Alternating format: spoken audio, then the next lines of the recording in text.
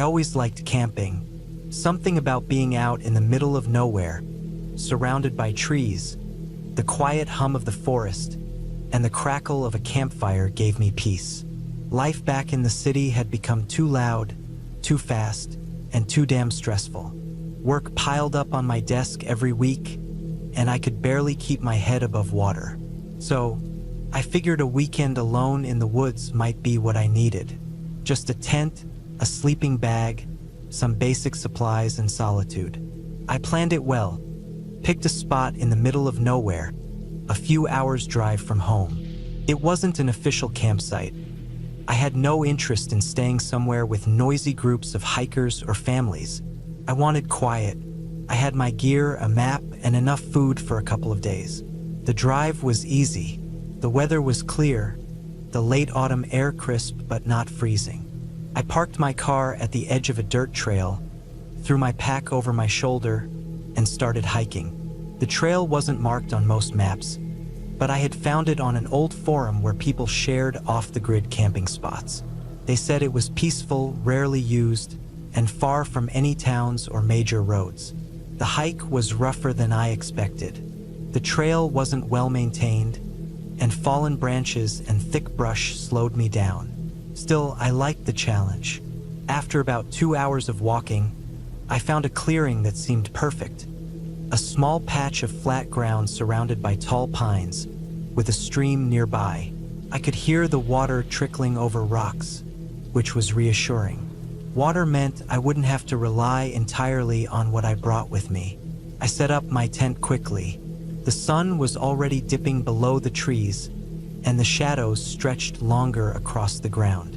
I gathered some wood for a fire and got it going just as the last light faded. The flames danced, crackling softly, and I settled into my camp chair with a thermos of hot coffee. For the first couple of hours, it was everything I'd hoped for. Peaceful, calm, the kind of quiet you don't get in the city. I watched the fire, listened to the woods, and let my thoughts wander. But as the night grew deeper, the woods changed. It wasn't immediate. At first, I just noticed how dark it had gotten, the kind of dark that swallows everything beyond the firelight. The stars were out, but they barely cut through the thick canopy of trees above me. Then the sounds changed. In the early evening, the forest had been alive with noise. Birds chirping, leaves rustling, the occasional crack of a branch underfoot as some small animal moved through the underbrush. But now it was dead silent. Not a single sound, except for the crackle of my fire and the soft babble of the stream. Felt wrong. I tried to shake it off.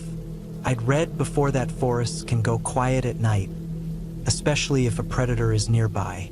Maybe there was a fox or a coyote in the area.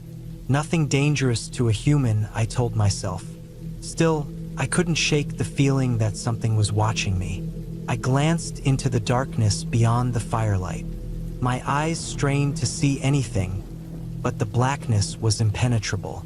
I told myself to stop being paranoid, but my body didn't listen. My pulse quickened, and my breath felt shallow. I stood up, pacing around the fire, trying to calm myself. I didn't want to admit it, but I was scared. Something felt off. I scanned the tree line again, my ears straining for any sound. That's when I heard it. A single snap of a branch somewhere in the woods behind me. It wasn't loud, but it was distinct, deliberate. I froze, listening. My eyes darted back and forth, trying to pinpoint the source. I couldn't see anything, but I knew what I'd heard. It wasn't the random crack of a falling branch or the scurry of a squirrel. It was heavier than that. Something or someone had stepped on it. I swallowed hard, trying to stay calm. Maybe it was just an animal. A deer, maybe. They could move quietly most of the time, but they weren't perfect. I picked up my flashlight and pointed it into the woods, sweeping the beam back and forth. Nothing, just trees and shadows. I told myself again that it was nothing, but my gut wasn't buying it. I couldn't just sit back down and ignore it. I grabbed my hatchet from beside the tent and kept it close. I wasn't planning to use it, but holding it made me feel a little better. I added more wood to the fire, making the flames jump higher, casting more light around my campsite. For the next hour, I sat there, staring into the woods, waiting for something, anything to happen. But nothing did. Eventually, I started to relax. Maybe I had imagined it. I was tired from the hike, after all, and being alone in the woods can mess with your head. The fire burned down to glowing embers, and I decided it was time to call it a night. I crawled into my tent, zipped it up tight, and lay there in my sleeping bag, listening. The forest was still eerily quiet, but I told myself it didn't matter. I was inside now, and the fire would keep any animals away. Sleep didn't come easy. I tossed and turned for what felt like hours, my mind replaying that sound over and over. Every time I started to drift off, I'd jolt awake, convinced I'd heard something outside. Eventually, exhaustion won out, and I fell into a restless sleep. I don't know how long I slept, but when I woke up, it was pitch black in the tent. The kind of dark where you can't even see your hand in front of your face. And something was outside. I heard it clearly. Footsteps, slow and deliberate, circling my tent. They were light but unmistakable. Not the shuffling of an animal, but the measured steps of a person. My heart was in my throat. I lay there, barely breathing, listening as the footsteps moved around me. They'd stop for a few seconds, then start again, crunching softly on the leaves and twigs.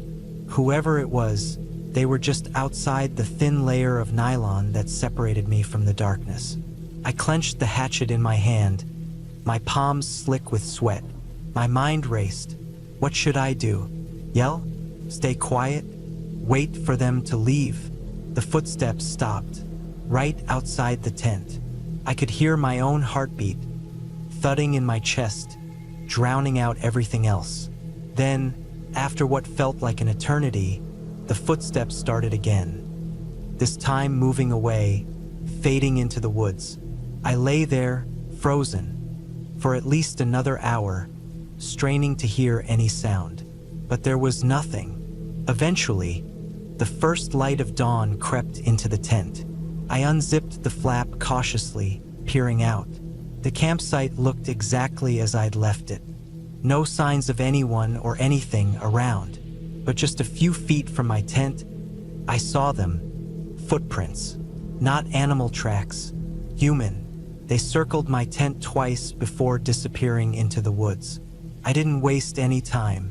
I packed up my gear in record time, doused the fire, and threw everything into my pack. My hands were shaking as I tightened the straps and hoisted it onto my back. I didn't even stop for breakfast.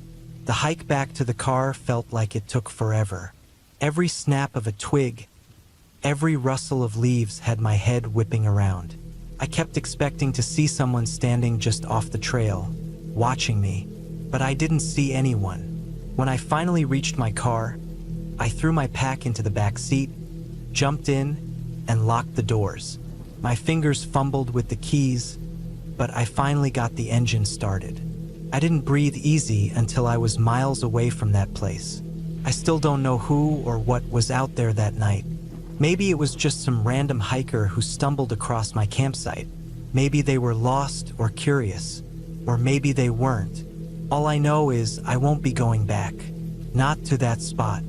Not to any spot that remote. Sometimes solitude isn't what you need.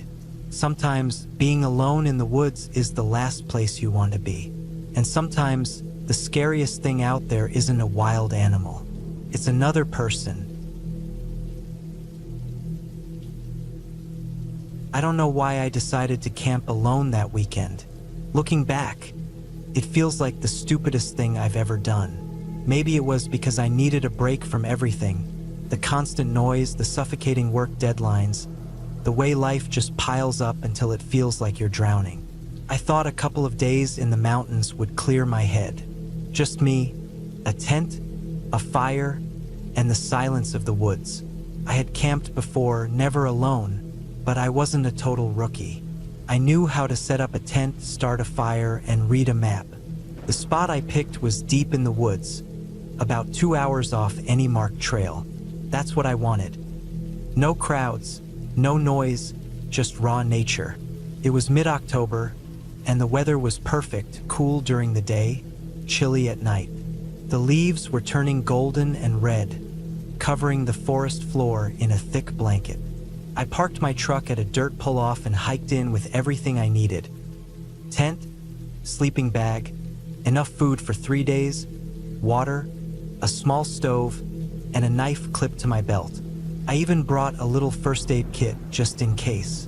I felt prepared, confident even. The first day was peaceful.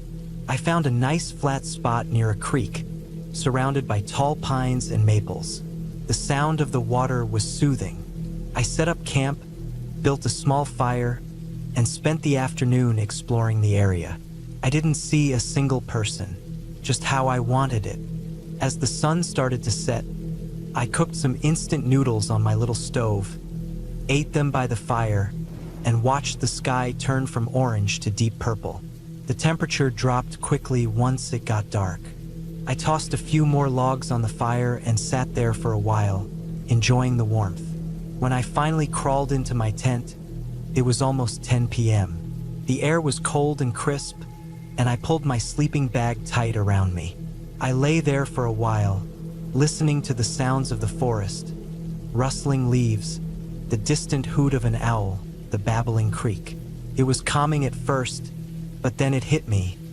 I was completely alone, miles from the nearest person. I pushed the thought out of my head. There was nothing to be afraid of. I'd be fine. I woke up around 2 a.m., heart racing. Something had snapped me out of sleep. A sound, sharp and quick, like a twig breaking. I held my breath, straining to hear. The forest was dead silent now. No wind, no owls, just a thick, heavy quiet. Then I heard it again. A crunch, soft but deliberate. Footsteps. I told myself it was probably a deer, or maybe a raccoon sniffing around my campsite. But deep down, I knew those weren't the clumsy steps of an animal. They were too slow, too measured. I lay there in my sleeping bag, every muscle tense. The footsteps circled my tent, slow and steady, crunching through the leaves. Whoever it was, whatever it was, they were right outside. I reached for my knife, gripping it tightly. My heart was hammering in my chest so loud I was sure they could hear it. The footsteps stopped directly behind my tent. I didn't move. I didn't breathe. Minutes passed, then more minutes. I lay there, frozen, listening, waiting. Finally, the footsteps started again, this time moving away, fading into the woods. I stayed awake the rest of the night, knife in hand, listening for any sign that they might come back. By morning, I had convinced myself it was nothing. Maybe a hiker had wandered too close to my campsite and left when they realized someone was there. Creepy, sure, but not impossible. Still, I couldn't shake the feeling that something wasn't right. I packed up my camp, planning to head back to the truck, but something stopped me. I didn't want to leave. Not yet. I told myself I was being paranoid. I had come all this way for some peace and quiet, and I wasn't going to let a little scare ruin it. So I decided to stay one more night. I spent the day hiking and trying to enjoy myself, but the tension never left my chest. Every snap of a twig made me jump. Every shadow between the trees looked like a figure watching me. I kept telling myself I was being ridiculous. By the time the sun started to set again, I felt exhausted, mentally and physically. I built another fire, cooked some food, and tried to relax. The warmth of the fire helped a little, but that feeling of being watched never really went away. That night, I didn't sleep at all. I lay in my sleeping bag, knife in hand, staring at the roof of my tent, waiting. Around 3 a.m., the footsteps came back. This time, there was no mistaking it. They were slow and heavy, circling my tent again. My blood turned to ice. They stopped right next to the tent, just like before. I could hear them breathing, low, steady breaths. Then something pressed against the side of the tent, right near my head. I could see the fabric push in slightly, like a hand was resting on it. I wanted to scream, to lash out with the knife, but I was too scared to move. The hand, or whatever it was, lingered for what felt like an eternity. Then, just as slowly as it had appeared, it pulled away. The footsteps started again, moving toward the woods. I waited until the sound had completely faded, then grabbed my flashlight and crawled out of the tent, knife still in my hand. The fire had burned down to embers, casting a faint red glow over the campsite. I scanned the trees with my flashlight, my breath visible in the cold air. Nothing, but the ground around my tent told a different story. Footprints, clear as day, circling my tent over and over. They weren't animal tracks, they were boots. I didn't wait for the sun to rise. I packed up my gear in record time, heart pounding the whole time. I kept glancing over my shoulder, expecting to see someone standing at the edge of the trees, watching me. The hike back to my truck was the longest 2 hours of my life. Every snapped twig, every rustle of leaves sent my pulse into overdrive. I kept my knife in my hand the entire time. When I finally reached the truck, I threw my gear in the back, jumped in, and locked the doors. As I drove down the dirt road, I couldn't shake the feeling that I was still being watched. I didn't stop until I was back in town, sitting in a diner with a cup of coffee in front of me, surrounded by people and noise. Only then did I start to feel safe again. I never found out who or what was out there with me that night. I told myself it was probably some messed up prank, some weirdo trying to scare campers for fun. But deep down, I knew it was more than that. I haven't been camping since, and I don't think I ever will again. The plan seemed simple enough. Head out to the mountains, spend a quiet weekend camping, and clear my mind. I'd done this before plenty of times. Nothing too remote, just far enough from the city to find some peace. I needed the solitude after the long weeks at work. I packed everything I thought I'd need: my tent, sleeping bag, a reliable knife, food, water, a flashlight, extra batteries, and a weatherproof jacket.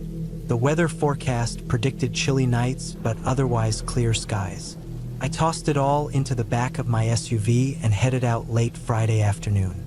The drive to the campsite was peaceful. The sun hung low in the sky, casting an orange glow over the trees. I rolled down my window, breathing in the fresh air and letting the hum of my tires on the pavement clear my mind. Soon, the paved road turned to gravel, and the forest swallowed the sky. I was in my element.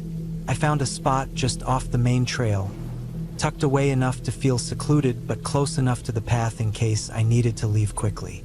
The ground was relatively flat, and there was a fire ring left by campers before me. Perfect. I set up camp as the light faded. By the time I had my tent pitched and firewood gathered, the sun had set.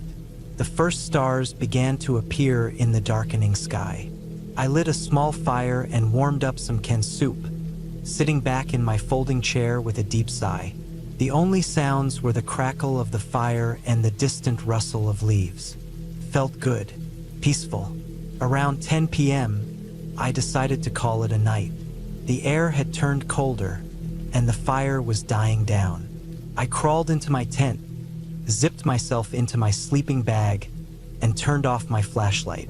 Darkness wrapped around me like a heavy blanket. I lay there, listening to the sounds of the forest. Owls hooted in the distance, and leaves whispered in the breeze. It was calming at first until I heard something new. It started faint, a soft crunch of leaves. Then another. Footsteps. At first, I thought it might be an animal, a deer or maybe a raccoon. I stayed still, listening closely. The footsteps were slow and deliberate, crunching through the leaves just beyond the light of my dying fire. Then they stopped.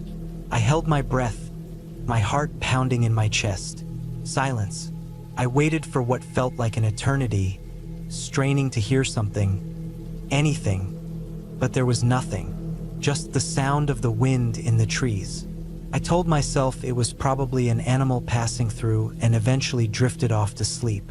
Sometime in the middle of the night, I woke up again. This time, it wasn't footsteps that woke me. It was the feeling of being watched. I couldn't explain it, but every instinct I had was screaming at me that something wasn't right. I reached for my flashlight and flicked it on, the beam cutting through the darkness. The inside of my tent was empty, of course, but that did little to calm my nerves.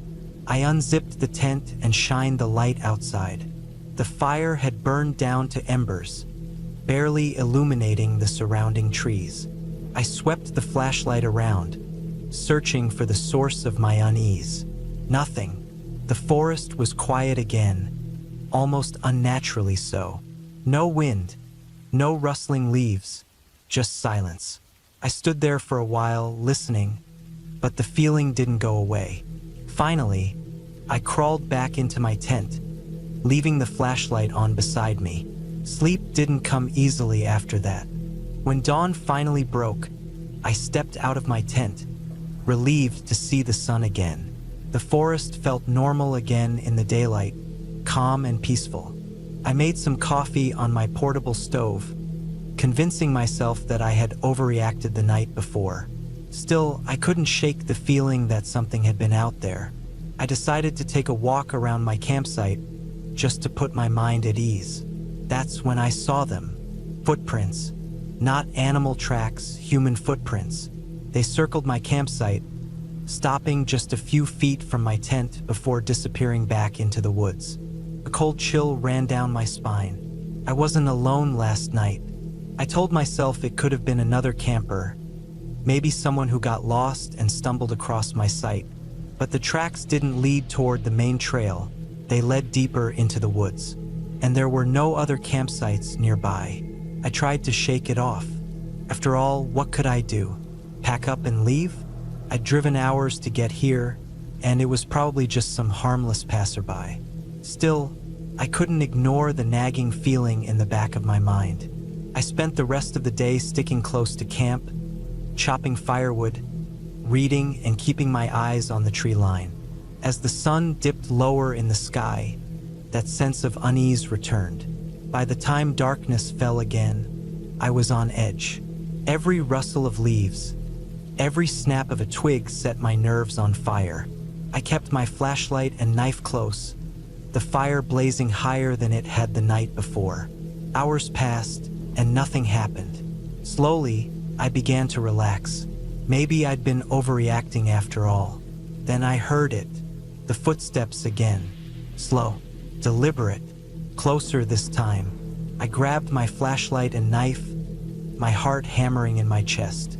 I shined the light into the darkness, scanning the trees. The footsteps stopped. "Hello," I called out, my voice cracking. No response. For a long moment, there was only silence. Then, just as I was about to lower the flashlight, I saw something move between the trees. A shadow, just at the edge of the light's reach. It was a person. Panic surged through me. This wasn't some lost hiker. Whoever it was had been watching me. I backed toward my tent, keeping the light trained on the spot where I'd seen the figure. My mind raced. Should I run? Hide? Confront them? Before I could decide, the figure stepped closer, just barely visible in the light.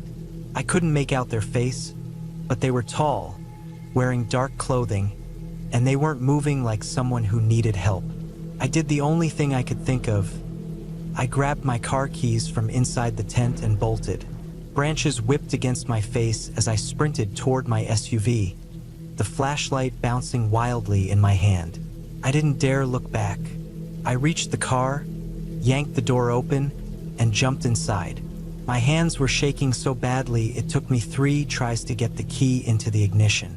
The engine roared to life, and I slammed the car into reverse, tires spitting gravel as I backed out onto the trail. I didn't stop driving until I hit the main road. My heart was still racing, my mind struggling to process what had just happened. Whoever that was, they'd been watching me all night. They'd circled my tent, waited for me to fall asleep, and then come back the next night. I never found out who they were or what they wanted. I didn't go back for my tent or any of my gear. It wasn't worth it. Even now, months later, I can't sleep without double-checking that all my doors are locked. Every time I hear a strange noise outside, my mind goes back to that night in the woods. Some people say camping is the best way to disconnect and find peace. Maybe they're right, but after that weekend, I'll stick to finding peace at home, behind locked doors. I've always loved the outdoors. Nothing clears my head like getting away from the noise of the city and heading deep into the woods where the only sounds are the wind in the trees and the crunch of leaves underfoot. It's peaceful, at least it used to feel that way. Last fall, I decided to take a solo camping trip. I'd done plenty of solo hikes and weekend camps before, so I wasn't worried. In fact, I was excited. The plan was simple. Hike 10 miles into a quiet stretch of forest, set up camp by a small river I'd found on a map, and stay there for 2 nights before heading back. I wasn't too far from civilization, maybe a 3-hour drive from home, but once I hit the trail, it felt like I'd stepped into another world. I got to the trailhead around noon. The sky was a bright, clear blue, and the air smelled like pine and damp earth. Perfect hiking weather. My pack was loaded with everything I needed: tent, sleeping bag, a couple of MREs, water, my knife, and a small first aid kit.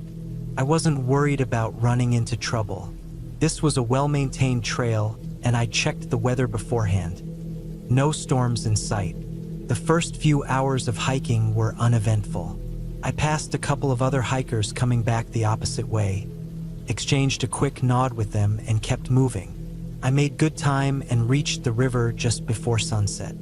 It was a beautiful spot. Tall trees surrounded the water, their leaves just starting to turn yellow and orange. The river was calm, only a few feet wide, and I found a flat, grassy area nearby that looked perfect for setting up camp.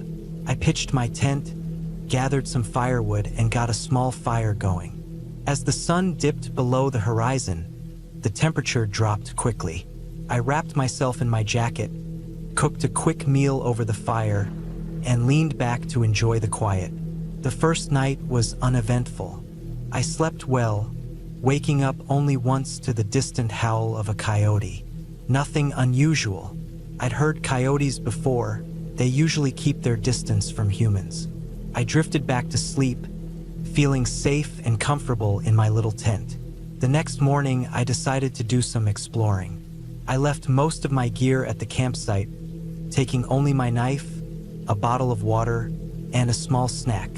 I followed the river upstream for about an hour, cutting through dense undergrowth and climbing over fallen logs.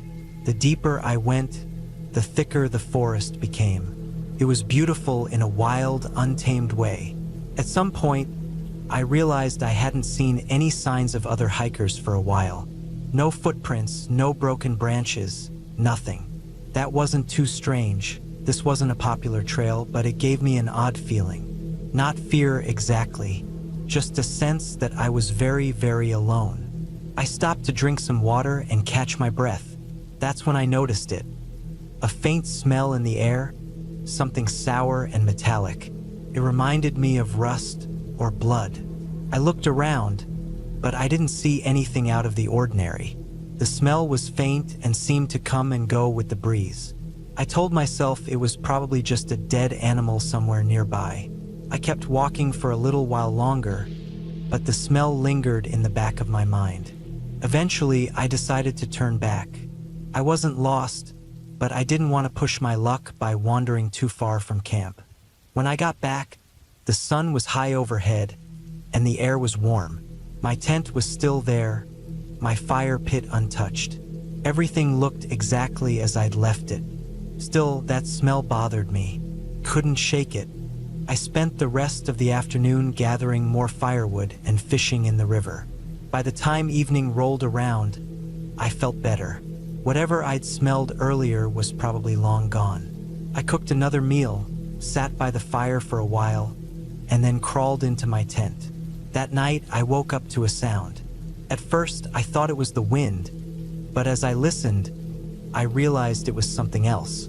A soft, rhythmic crunching, like footsteps on dry leaves. It was faint, but it was definitely there. I held my breath, straining to hear. The footsteps were slow, deliberate, and close. They circled around my campsite, stopping every few seconds before starting again. My heart pounded in my chest. I reached for my knife, gripping it tightly.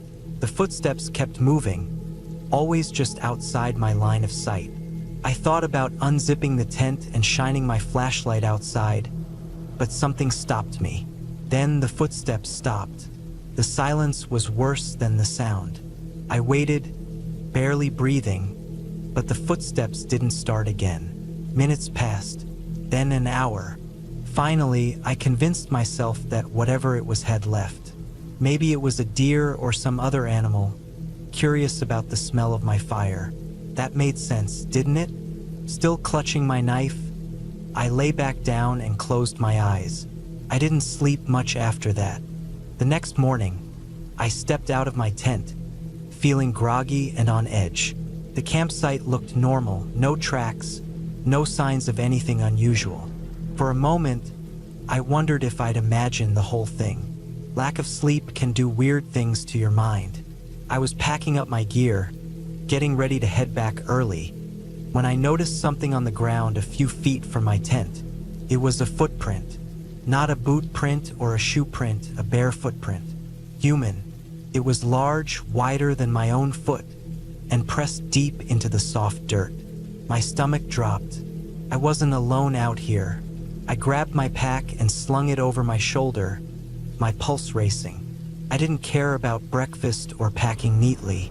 I just wanted to get the hell out of there. I started back down the trail at a fast pace, constantly checking over my shoulder. Every snap of a twig, every rustle of leaves made me jump. About an hour into my hike, I heard it again. Footsteps, this time coming from behind me. I froze, listening. The footsteps were faster now, closer. I broke into a run, my pack bouncing against my back. The trail blurred around me as I sprinted, my breath coming in ragged gasps. I didn't look back. I didn't want to see who or what was following me. Eventually, the trailhead came into view. My car was parked in the small gravel lot, the only vehicle there. I ran straight for it, fumbling with my keys before finally unlocking the door and jumping inside. I locked the doors and sat there for a moment, trying to catch my breath. My hands were shaking. My clothes were soaked with sweat. I started the engine and peeled out of the lot, not slowing down until I was miles away. I never did figure out who left that footprint or why they were following me. But I haven't gone camping alone since, and I don't think I ever will. It was supposed to be a simple weekend trip. Nothing fancy, just me, a backpack, and a tent. I wanted some quiet, something to break the monotony of work and city noise. No people, no responsibilities, just trees, fresh air, and a bit of solitude. I picked a spot a few hours away from the city, a quiet stretch of forest I'd read about online. It wasn't an official campground, more like a dispersed camping area. But that was exactly what I wanted. A real escape. I packed light. Sleeping bag, tent, a camp stove, some instant meals, a water filter, flashlight, extra batteries, knife, lighter, and enough clothes for a couple of chilly nights. My phone was fully charged, but I knew I wouldn't have service out there. That didn't bother me. In fact, it was part of the appeal. No distractions. Just nature. I parked my car at the edge of an old logging road and hiked in about 3 miles before finding a spot that felt right. It wasn't anything special, just a flat piece of ground tucked between a couple of tall pines. There was a small clearing with just enough room for my tent, and the tree canopy above was thick enough to keep most of the light out. It felt secluded, quiet, peaceful. I set up camp quickly, pitching my tent and laying out my gear. The air smelled like pine and damp earth, and the only sounds were the occasional rustle of leaves and the distant chirp of birds. After everything was set up, I sat down on a fallen log and just breathed. It felt good to be away from everything. The first few hours were uneventful. I explored the area a bit, following a narrow trail that wound through the trees and down toward a small creek. The water was cold and clear, and I filled up my water bottle using the filter I'd brought. As I walked back to camp, I noticed how quiet it had gotten. The kind of quiet that presses against your ears, making every little sound, your footsteps, the crack of a branch, seem louder than it should be. By late afternoon, I had a small fire going. I boiled some water and made a cup of instant coffee, then sat by the fire and watched the light fade. The forest around me slowly turned from green to gray, and the shadows stretched longer and longer until they swallowed everything. I wasn't scared, just aware of how alone I was, aware of how small and insignificant I felt out here, surrounded by miles and miles of trees. I told myself that was part of the experience. This was why I came out here, to feel something different, to push myself a little. But as the last light drained from the sky, I started to feel uneasy. I couldn't explain it. Nothing had happened. There were no strange sounds, no distant footsteps, no reason to feel the way I did. But that feeling grew, creeping up the back of my neck and settling deep in my chest. I tried to shake it off, focusing on the warmth of the fire, the simple pleasure of being outside. I ate a quick meal, instant noodles and a protein bar, then sat there for a while watching the flames dance. But the feeling wouldn't go away. It wasn't fear, not exactly. More like awareness, like my body was trying to tell me something my brain couldn't quite grasp. I told myself I was just being paranoid. I'd read too many stories about solo camping trips gone wrong. My imagination was getting the best of me. Still, I couldn't shake the feeling that I was being watched. I turned off my flashlight to let my eyes adjust to the darkness, listening to the forest around me. Nothing. No footsteps, no rustling, nothing to suggest I wasn't alone. And yet, I grabbed my knife and slipped it into my pocket, just in case. The fire burned low, casting flickering shadows across the trees. I added another log, but it didn't help much. The light seemed weaker than before, barely enough to hold back the darkness. Then I heard it, a soft thud, like something heavy hitting the ground. It was distant, but not distant enough. I froze, straining to hear. My heart was pounding now, the knife clutched tight in my hand. The sound didn't come again. I told myself it was a branch falling, maybe a deer moving through the trees. Nothing to worry about, but I couldn't shake the feeling that it wasn't either of those things. The fire flickered, and for a moment, I thought I saw something move in the shadows. I stood up slowly, my eyes scanning the darkness. The forest seemed bigger than before, deeper somehow, like the trees had shifted when I wasn't looking. I stepped away from the fire, my boots crunching softly against the dirt.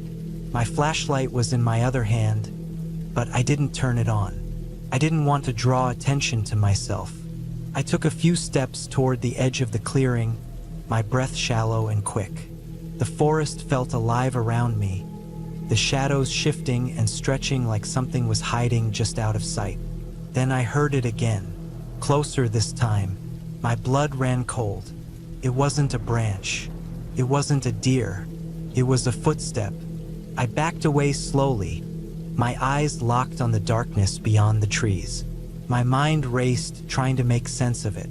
Maybe it was another camper. Maybe someone else had the same idea, and they just hadn't seen my tent. But that didn't feel right. Why would they be walking around in the dark without a light? Why hadn't they called out? I reached the fire and grabbed another log, tossing it on to make the flames jump higher. The light pushed back the shadows a bit, but it didn't make me feel any safer. I stood there for what felt like hours, listening, waiting. Nothing. No footsteps. No movement. Nothing but the crackle of the fire and the sound of my own breathing. Eventually, I convinced myself it was my imagination. Maybe I'd heard an echo of my own footsteps earlier. Maybe it was a small animal and I'd blown it out of proportion.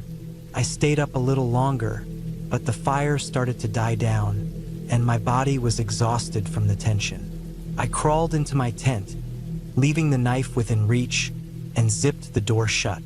I lay there for a long time, listening to the night, waiting for something, anything to happen, but the forest stayed quiet.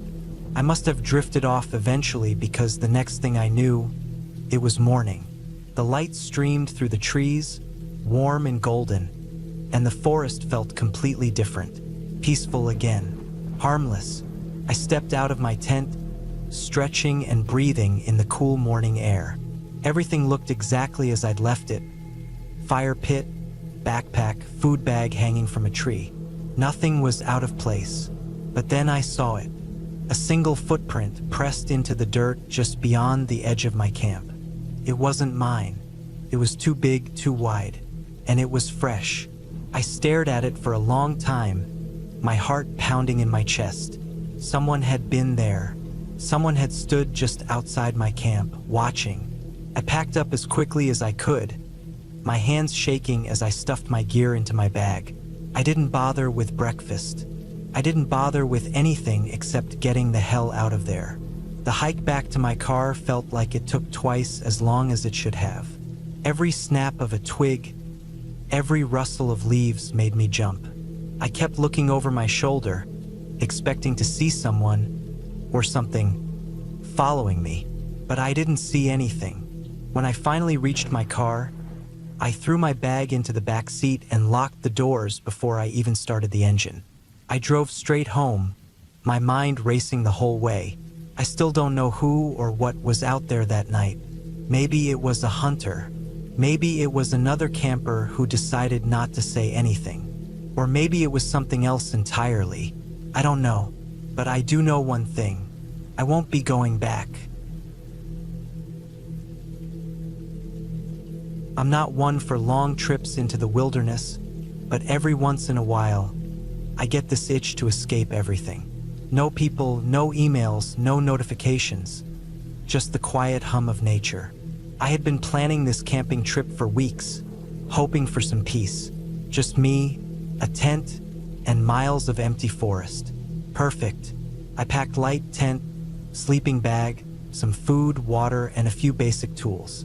The trailhead was tucked deep in the national forest, far enough from the nearest town that my cell service dropped out long before I parked the truck. That was fine with me. I wasn't planning on talking to anyone anyway. I locked the truck, hoisted my backpack, and started up the trail. The first few miles were easy. Sunlight filtered through the treetops, birds chirped overhead, and the scent of pine filled the air. I felt good, relaxed, even. The trail wound upward through the hills, and after about an hour, I veered off the main path onto an old fire road I'd marked on my map. It wasn't a popular area for hikers, which was exactly what I wanted. By late afternoon, I'd found a nice flat spot near a small creek and set up camp. I pitched my tent, gathered some wood for a fire, and sat down to enjoy the quiet. The forest stretched endlessly in every direction, thick and green. The only sounds were the rustling leaves and the soft babble of the creek. As the sun dipped lower, the shadows stretched long and dark. I lit the fire and cooked a simple meal, beans and some beef jerky. Nothing fancy, but it hit the spot. I leaned back, staring at the flames, letting my mind drift. That's when I noticed it. A sound. Faint at first, barely noticeable over the crackling fire and the creek's soft murmur. It was a snapping branch, sharp and distinct, coming from somewhere in the trees behind me. I froze, listening. The sound didn't repeat, but I couldn't shake the feeling that something was out there. I told myself it was probably a deer, or maybe a raccoon. Nothing to worry about. I'd seen plenty of animals on hikes before, and most of them wanted nothing to do with humans. Still, I felt uneasy.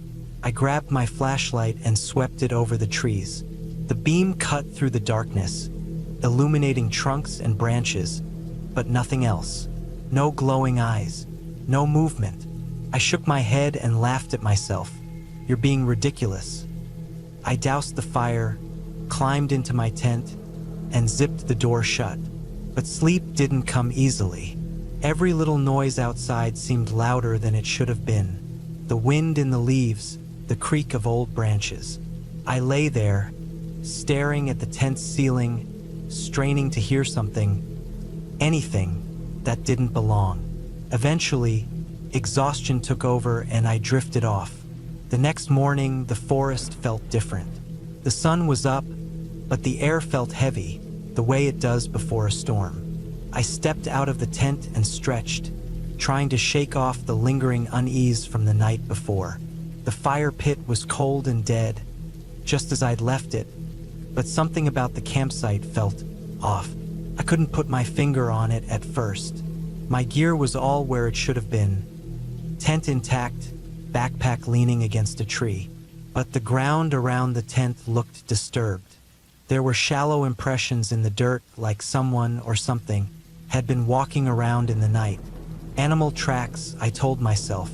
Just a curious animal sniffing around. I grabbed my water bottle and headed for the creek to refill it. That's when I saw the footprint. It was half buried in the mud near the water's edge, but it was unmistakable. Asterisk, asterisk, a boot print. Asterisk, asterisk, not an animal. Person. My pulse quickened. I hadn't seen another soul since leaving the trailhead. No one should have been out here.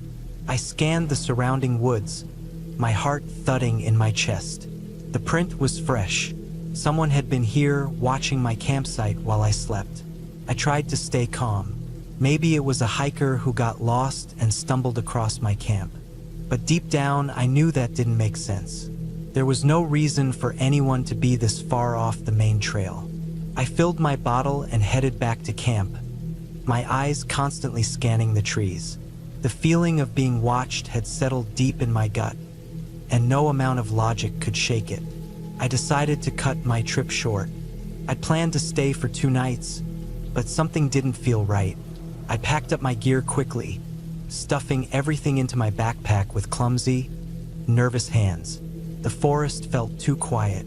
I retraced my steps toward the trailhead, moving faster than I had on the way in. Every snap of a twig, every rustle of leaves made my pulse spike. I kept glancing over my shoulder, half expecting to see someone following me. By midday, I was drenched in sweat despite the cool breeze. My legs burned from the constant uphill climb, but I didn't stop. I couldn't shake the feeling that if I stopped, something bad would happen. About a mile from the trailhead, I heard it again, the sound of footsteps behind me. Not an animal. Footsteps. Human. Asterisk, asterisk, I spun around, heart hammering in my chest. Nothing. The woods were still and silent. I stood there for a long moment, my breath coming in ragged gasps. My eyes darted from tree to tree, searching for any sign of movement. Nothing. I turned and kept walking, my pace quickening with every step. The trees thinned out as I neared the trailhead, and finally, asterisk, asterisk, blessedly asterisk, asterisk, I saw my truck. Relief washed over me, but it was short-lived. As I reached the truck, I noticed something that made my stomach drop. The driver's side door was open. I knew I'd locked it. I always lock it when I leave, but now it hung open, swinging gently in the breeze. I hesitated, scanning the parking area. It was empty, no other cars, no sign of anyone. I climbed into the truck, my hands shaking as I jammed the key into the ignition. The engine roared to life, and I threw it into reverse, my eyes darting between the rearview mirror and the trees. As I sped down the gravel road, I kept expecting something or someone to step out in front of me, but nothing did. I didn't stop until I hit the main highway, miles from the forest. Only then did I let out the breath I'd been holding. I never figured out who it was or what they wanted. For days after, I couldn't shake the feeling that I was being watched. I kept my doors locked, double-checked the windows every night. Eventually, the fear faded, replaced by a nagging sense of unease. I still go camping sometimes, but never alone, never that deep in the woods. I've told myself 100 times that it was probably nothing, maybe a lost hiker, maybe just my imagination running wild. But then I remember the boot print by the creek, and the open truck door, and I know someone was out there with me and they didn't want to be seen. I've always loved camping, being out in the wild, far from all the noise and stress of the city, is something that keeps me grounded. Usually I camp with a few friends, but that weekend, everyone bailed. Work, family commitments, you know how it is. I decided to go solo. I told myself it would be fine, just me and the woods. I've been camping dozens of times, so I felt confident I could handle it alone. Looking back now, that was my first mistake. I packed my usual gear: tent, sleeping bag, food, water, a good knife, a flashlight with extra batteries, and a first aid kit. My plan was simple: drive out to the national forest, hike a few miles off the beaten path, and camp out for 2 nights. Nothing fancy, just peace and quiet. The drive took about 3 hours, and by the time I got there, the late afternoon sun was starting to dip below the treetops. I parked my car at the trailhead, locked it up, and strapped on my pack. The trail was familiar, one I'd hiked a couple of times before, but this time I planned to go a little deeper into the woods. I wanted to avoid running into other campers or hikers. The forest was beautiful that time of year, early fall with the leaves just starting to turn. The air was crisp, carrying the faint scent of pine and damp earth. The trail wound through thick stands of trees, past a small creek that gurgled softly in the background. Everything felt calm, peaceful. After about 2 hours of hiking, I found the perfect spot to set up camp. A small clearing surrounded by tall pines. It was flat and dry, with plenty of space for my tent. Best of all, it was far enough from the trail that I wouldn't be disturbed. I pitched my tent, unrolled my sleeping bag, and set up a little fire pit. By the time I had everything ready, the sun had almost set. I lit a fire, cooked a quick dinner, instant noodles and beef jerky, and settled in to enjoy the quiet. The first night passed without incident. I slept well, waking only once or twice to the distant sound of owls hooting. The next morning, I woke early, just as the first light was filtering through the trees.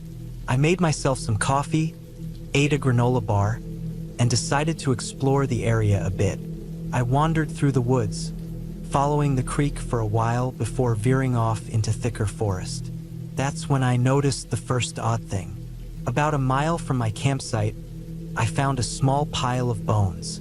They looked like animal bones, deer maybe, but they were arranged in a strange, almost deliberate pattern. I've seen animal remains in the woods before, but this felt different. The bones were clean, too clean, like they'd been picked bare and left there recently. I stood there for a minute, staring at the pile, feeling a weird sense of unease. Eventually, I shook it off. Probably just some animal, or maybe another camper messing around. Either way, it wasn't worth worrying about. I kept walking for another hour before turning back toward camp. But the whole time, I couldn't shake the feeling that something was watching me. Every now and then, I'd stop and listen, but the only sounds were the rustling of leaves and the distant call of birds. By the time I got back to camp, the sun was high in the sky. I spent the rest of the afternoon gathering firewood and reading a book by the fire. The weird feeling lingered, but I tried to ignore it. That night, things got worse. I went to bed around 10 p.m. The fire had burned down to embers, casting a faint orange glow around the campsite. I lay in my sleeping bag, listening to the sounds of the forest, branches creaking in the wind, the distant hoot of an owl, the occasional rustle of leaves. Then I heard something else. It was faint at first, a soft crunching sound, like footsteps on dry leaves. I sat up, straining to hear. The sound stopped. For a few seconds, everything was silent. Then it started again, closer this time. My heart started pounding. I grabbed my flashlight and shone it around the tent, but the beam barely penetrated the darkness outside. I couldn't see anything. Probably just a deer, I told myself, but deep down I knew it wasn't. The footsteps were too deliberate, too steady. I sat there, clutching the flashlight, listening as the footsteps circled my tent. They were slow, methodical, like whoever or whatever was out there was taking their time. I didn't move. I didn't even breathe. I just sat there, waiting. Eventually, the footsteps stopped. For a long time, there was nothing but silence. Then, just as I was starting to relax, I heard it, a soft, scraping sound, like something dragging across the fabric of my tent. I froze. The sound moved slowly around the tent, pausing every few seconds before continuing. My mind raced. Should I yell? Should I make a run for it? I didn't know what to do. The scraping stopped.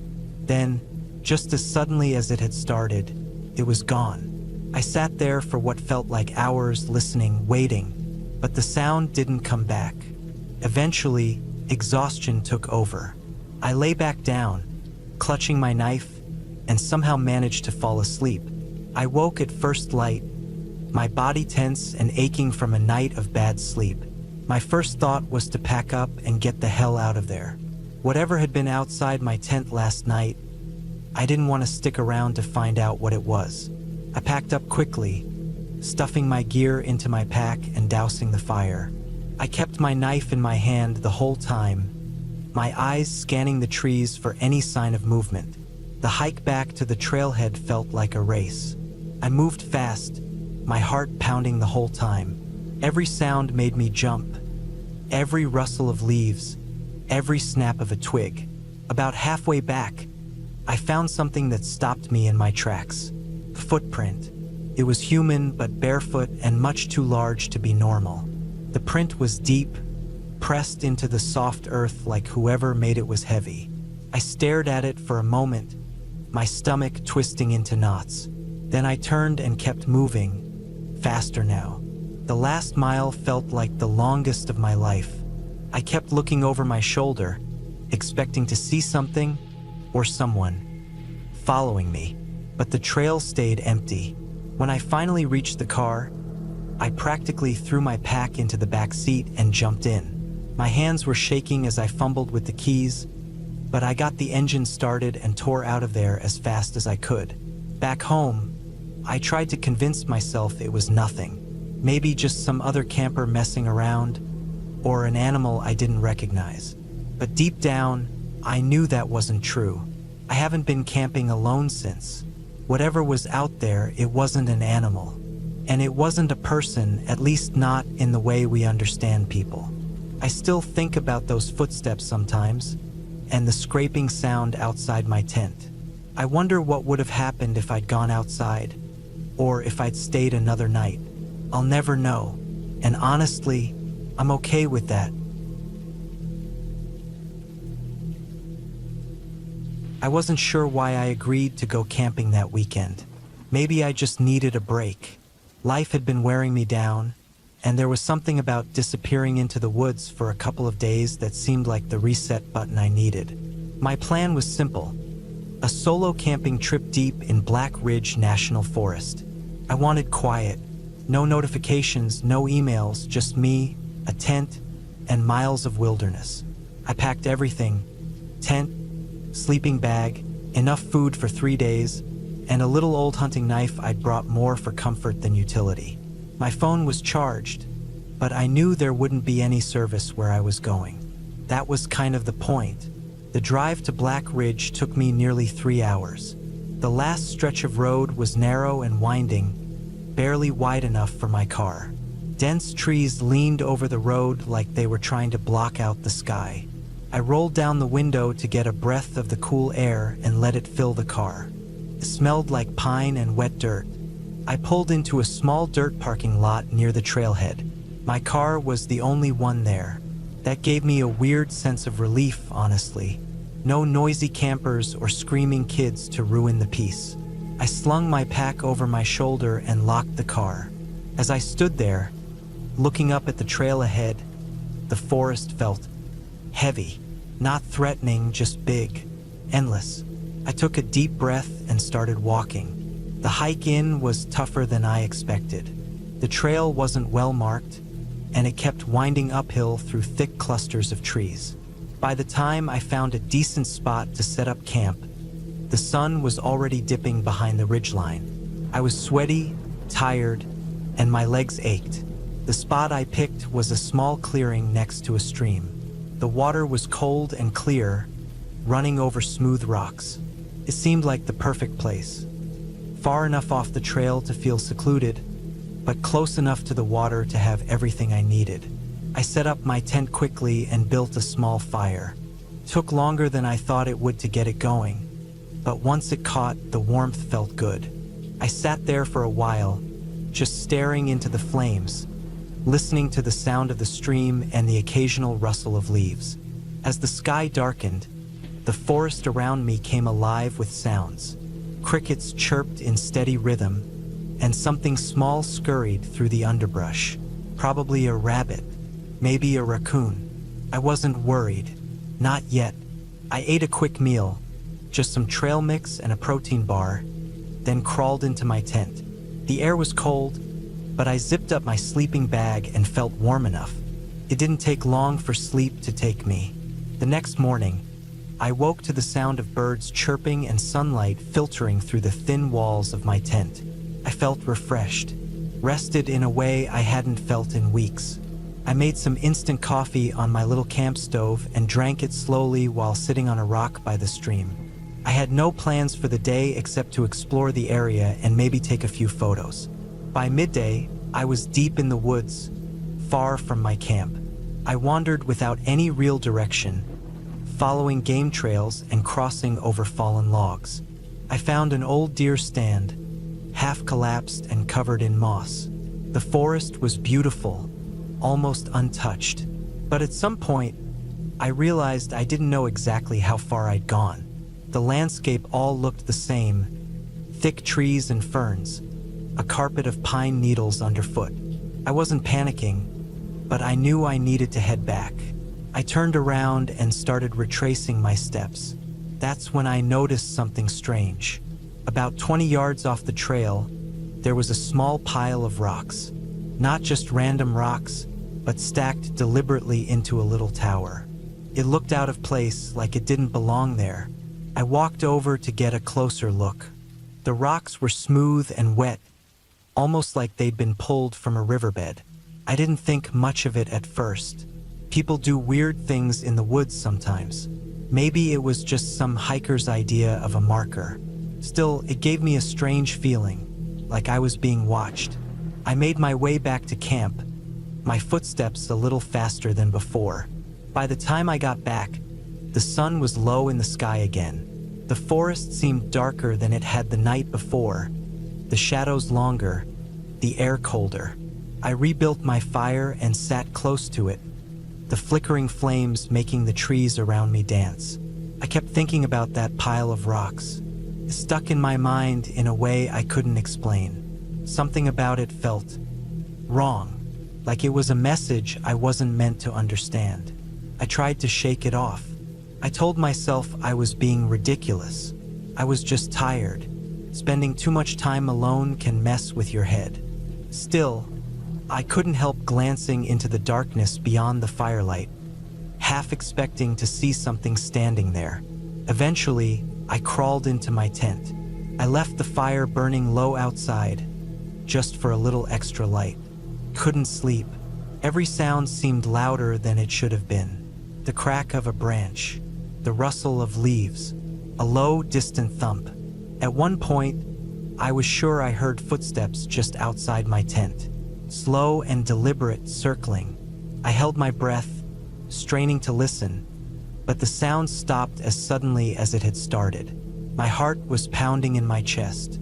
I told myself it was an animal, a deer maybe, or a bear, nothing to worry about, but deep down I wasn't so sure.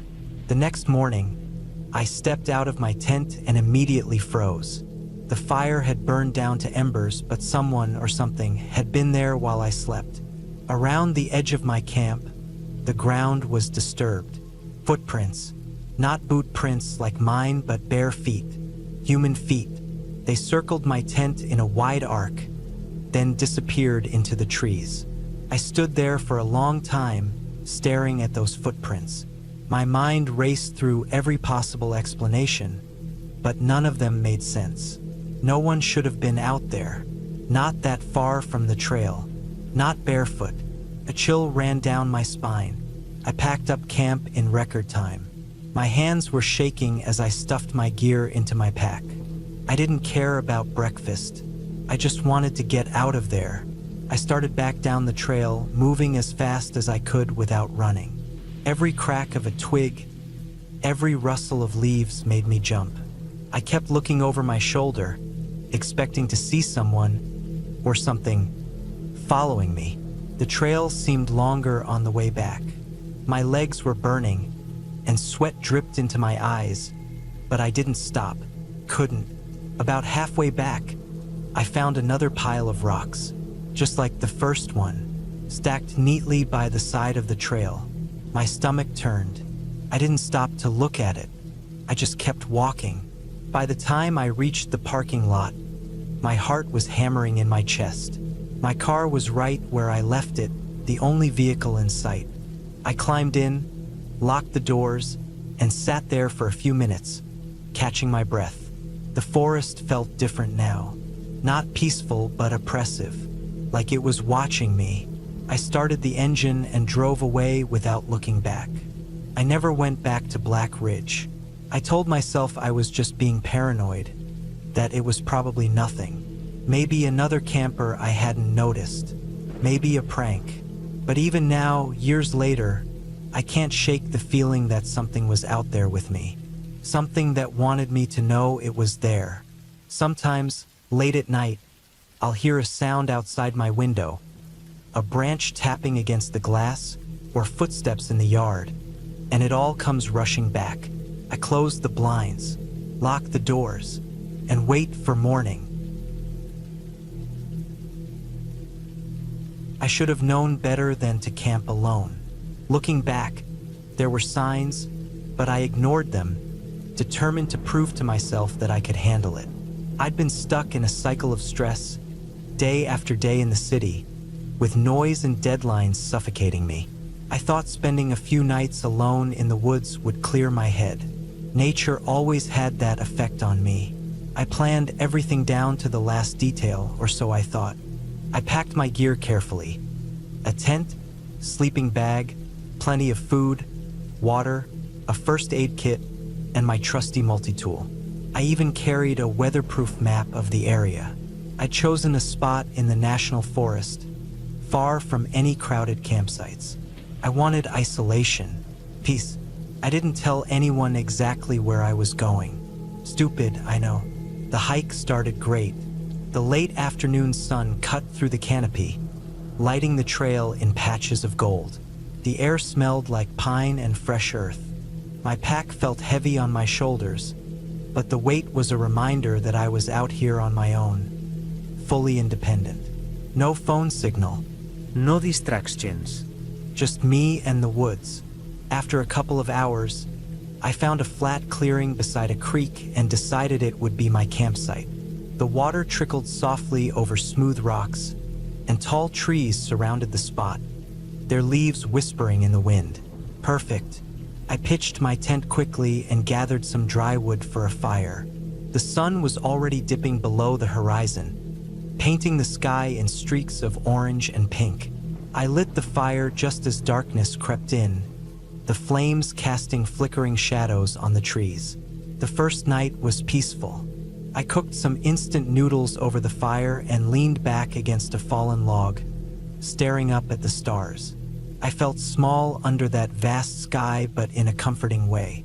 Out here, none of my usual problems mattered. My only job was to exist. I fell asleep to the sound of the creek and the crackling fire, feeling calm for the first time in months. The next morning, I woke up early. The air was cold and damp, and a thin layer of dew covered everything. I boiled some water for coffee and ate a protein bar while studying my map. I decided to hike further up the creek and explore the surrounding area.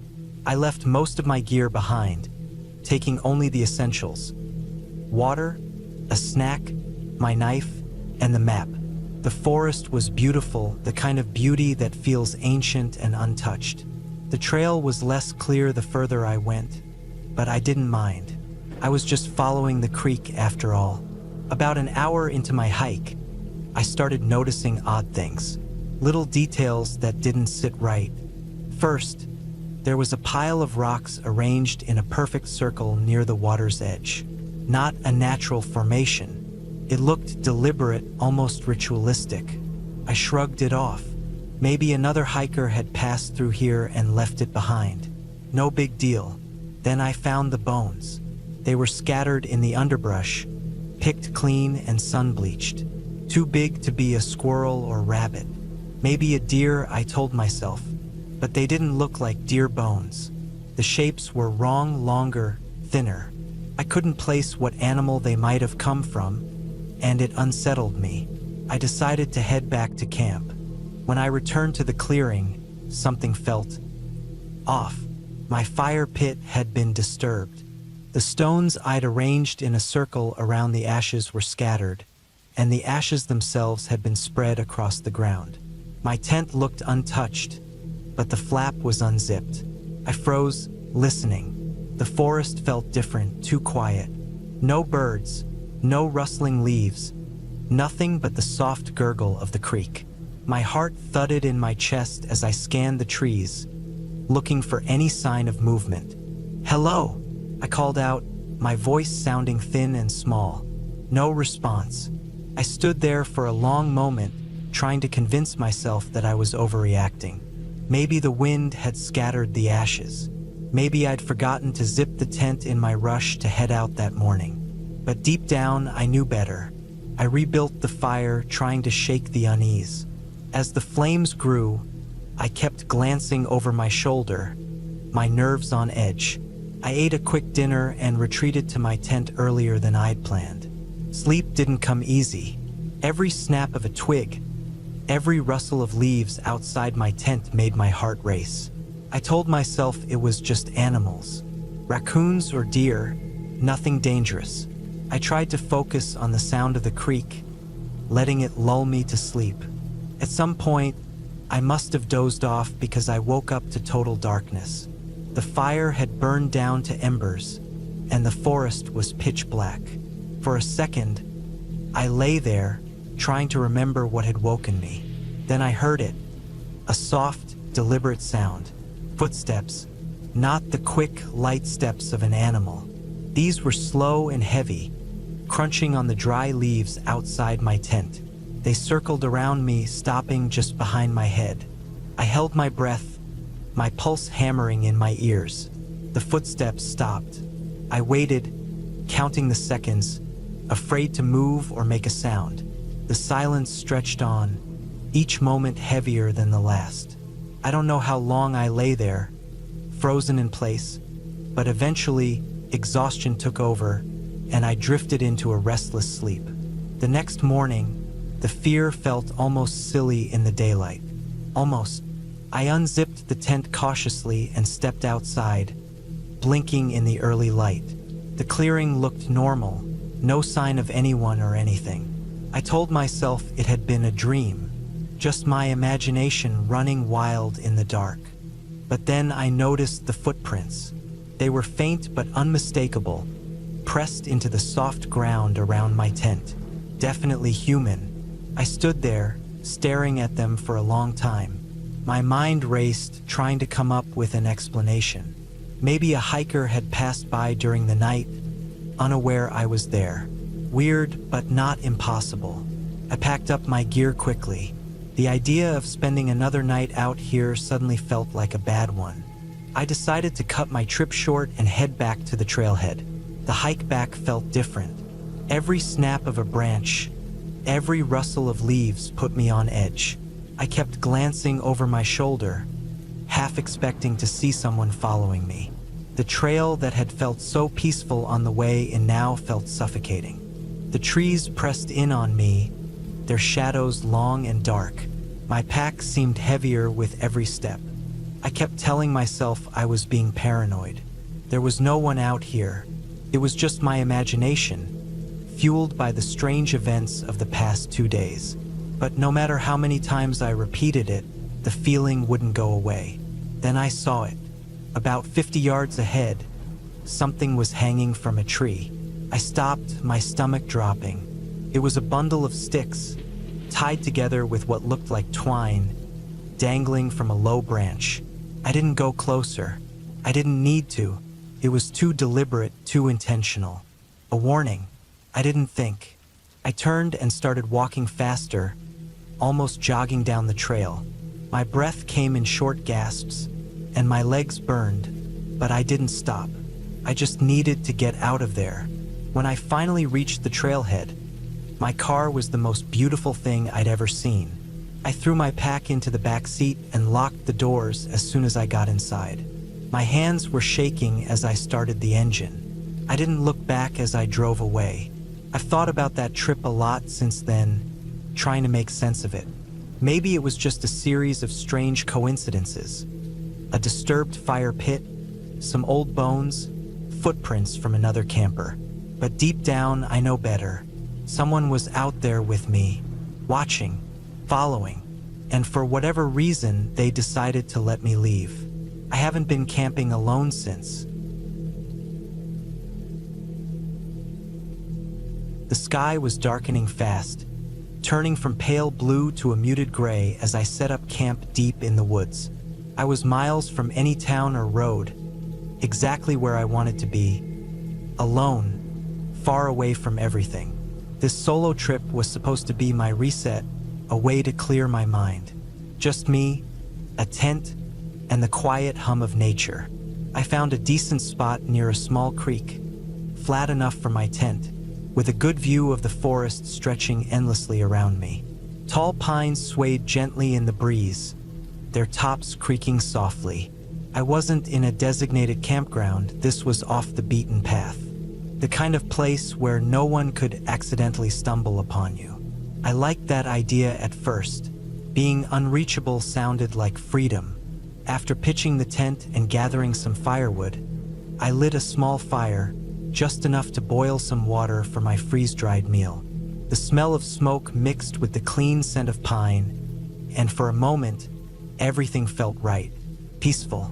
Night crept in faster than I expected. The fire crackled softly, casting flickering shadows on the trees around me. I ate in silence, my ears tuned to every rustle and snap in the woods. Most of it was small animals, rabbits, maybe a deer, but every once in a while, something larger seemed to move through the undergrowth. I told myself it was nothing, probably just a raccoon. By the time I zipped myself into my sleeping bag, the fire had burned down to glowing embers. The forest outside was pitch black, the kind of dark where you can't see your hand in front of your face. I lay on my back, listening. The sound of the creek was comforting, a steady gurgle just a few yards away. Then came the first snap. It was close, closer than any of the other noises I had heard earlier. A sharp crack, like a branch being stepped on. I froze, holding my breath. Another snap. This time, it sounded even closer. I slowly reached for the flashlight beside me, my fingers brushing against the cold metal. I clicked it on, aiming the beam toward the tent flap. The pale light lit up the inside of the tent, but beyond it, the darkness swallowed everything. I stayed like that for what felt like forever, listening, my heart thudding in my chest. but the snapping stopped. Whatever it was, it seemed to be gone. I told myself it was probably just a deer moving through the woods, maybe curious about my campfire. Animals make noise all the time. No big deal. I turned off the flashlight and forced myself to relax, even though every instinct told me to stay alert. Eventually, exhaustion took over, and I drifted into an uneasy sleep. I woke up to total silence. Not the soft, natural quiet of the woods, but a thick, oppressive silence. The kind that makes your skin crawl. Even the creek seemed muted. I checked my phone. It was just past 2:30 a.m. I lay still, listening, trying to figure out what had pulled me from sleep. My pulse was still racing, but there was nothing. No wind, no animal sounds. Just nothing.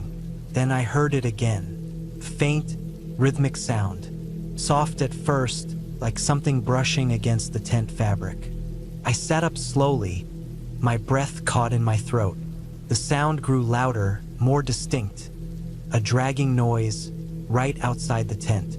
I grabbed the flashlight again, flicking it on.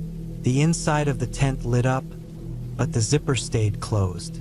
I stared at it, waiting for something to move, something to press against the fabric. But nothing happened. I forced myself to breathe. It's nothing, I told myself. Maybe the wind picking up. Maybe something in the trees. Anything but what my mind was starting to picture. But deep down, I knew there was no wind. I sat there for hours, gripping the flashlight, listening. Every so often, I'd hear a faint rustle or a soft thump, but nothing as distinct as before. Eventually, the sky began to lighten. First gray, then pale orange. Morning. I unzipped the tent slowly, peeking out. The forest was calm, bathed in soft morning light. Nothing seemed out of place. The fire pit was cold, the ground undisturbed. But just a few feet from the tent, I saw it. A single footprint. It wasn't a boot print. It was bare, human. The toes were clear, pressed into the dirt, the heel digging deep like someone had stepped carefully, deliberately. My stomach turned. It was too big to be mine. I tried to convince myself that maybe it was an old print, but I knew that wasn't true. The ground was soft from last night's rain. That print was fresh. I packed up in record time. Every few minutes, I'd glance around, expecting to see someone watching from the trees. But there was nothing, just the trees swaying gently in the breeze, the creek gurgling like it always did. I didn't even bother eating breakfast. I just threw everything into my pack and started hiking back toward the road, constantly looking over my shoulder. The trail felt different in the daylight, less threatening, but I couldn't shake the feeling that I wasn't alone. Every crack of a branch made me jump. Every bird call made my heart race. I covered the miles back to my car faster than I ever thought possible. When I finally reached it, parked at the trailhead, I tossed my pack in the back seat and locked the doors. Only then did I let out the breath I'd been holding for hours.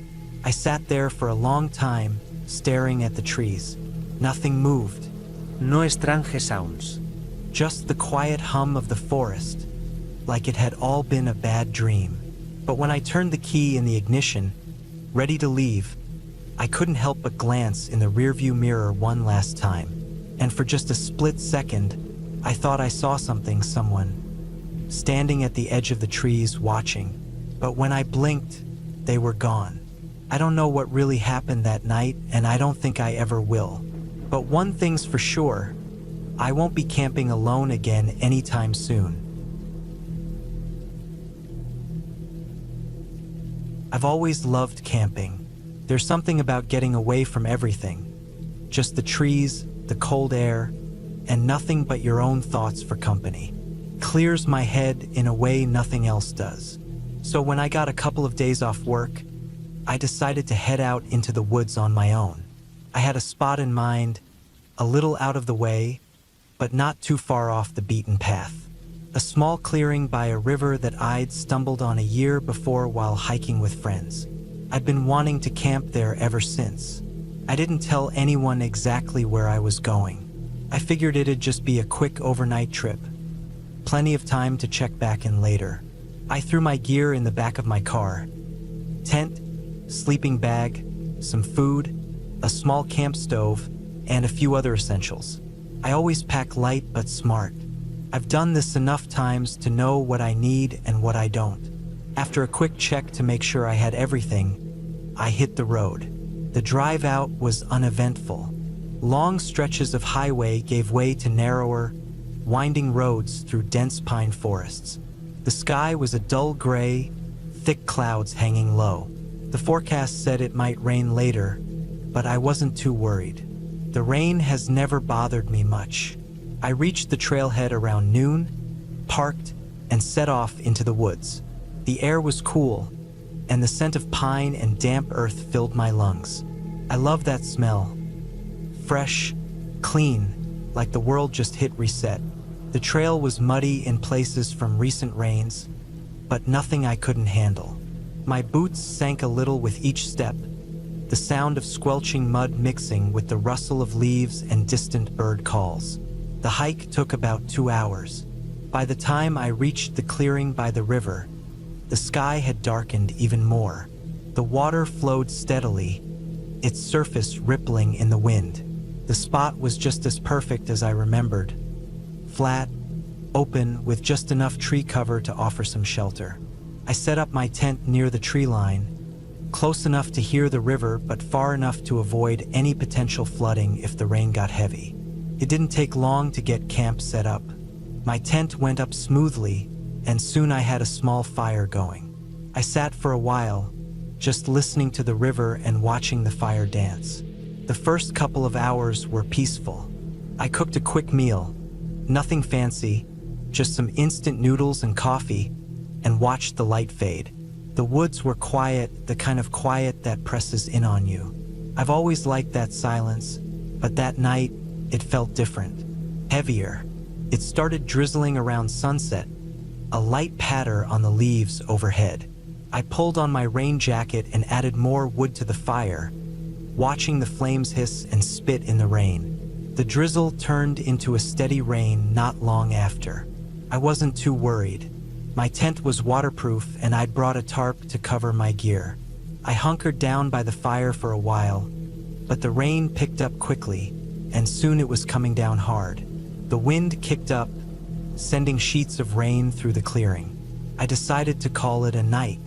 Crawling into the tent, I zipped myself into my sleeping bag and listened to the rain hammering against the nylon. It was comforting at first, like white noise, but after a while, it started to feel oppressive. The wind howled through the trees, and the sound of the river grew louder, almost like it was moving closer. I told myself it was just the storm amplifying everything. I must have fallen asleep at some point, but I woke up suddenly, heart pounding, wide awake. The rain had stopped, the tent was dark, and everything outside was dead silent. Not just quiet, silent. No wind, no river, no insects. Nothing. I sat up, straining to hear anything. My breath felt too loud in the stillness. Something was off. I've spent enough time in the woods to know that silence like that isn't normal. It's the kind of quiet that makes your instincts sit up and take notice, the kind that says something's wrong. I stayed still for a long time, listening. Then I heard it. A faint crunch, like a footstep on wet leaves. Close. Too close. My heart jumped into my throat. I held my breath, listening. Another crunch, this time just outside the tent. I told myself it was probably a deer or some other animal. It had to be, but I couldn't shake the feeling that I wasn't alone. I reached for my flashlight, fumbling with it in the dark. The beam flickered on, and I pointed it at the tent walls. The light cast strange shadows, making everything look distorted. I didn't see anything unusual, but the feeling of being watched was overwhelming. I unzipped the tent slowly, peeking out. The fire had burned down to embers, casting a faint orange glow. The clearing was empty, or at least it looked empty. The trees stood like black sentinels against the dark sky, their branches swaying gently in the breeze. The river gurgled softly in the background. Everything looked normal, but the feeling didn't go away.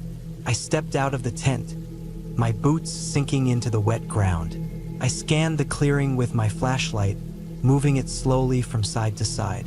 Nothing, just trees and shadows. Then I saw it.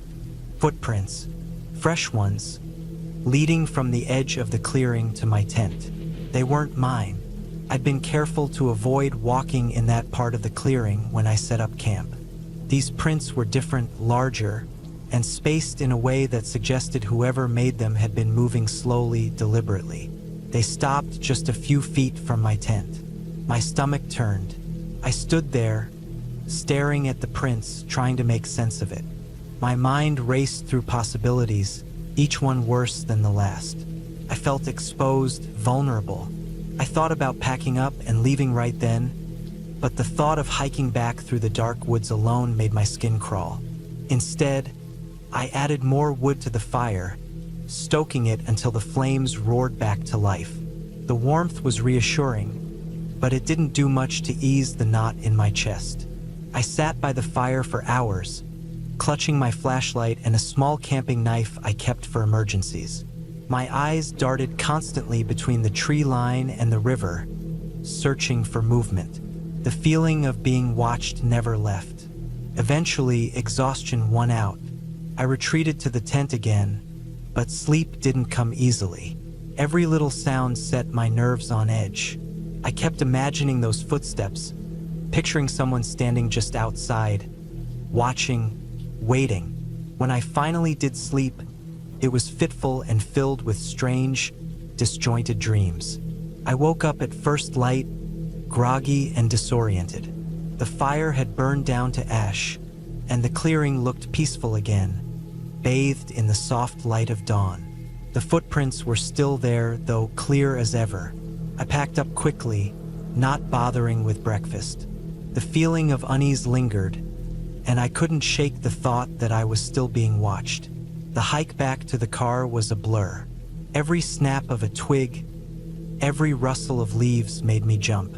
I kept glancing over my shoulder, half expecting to see someone following me.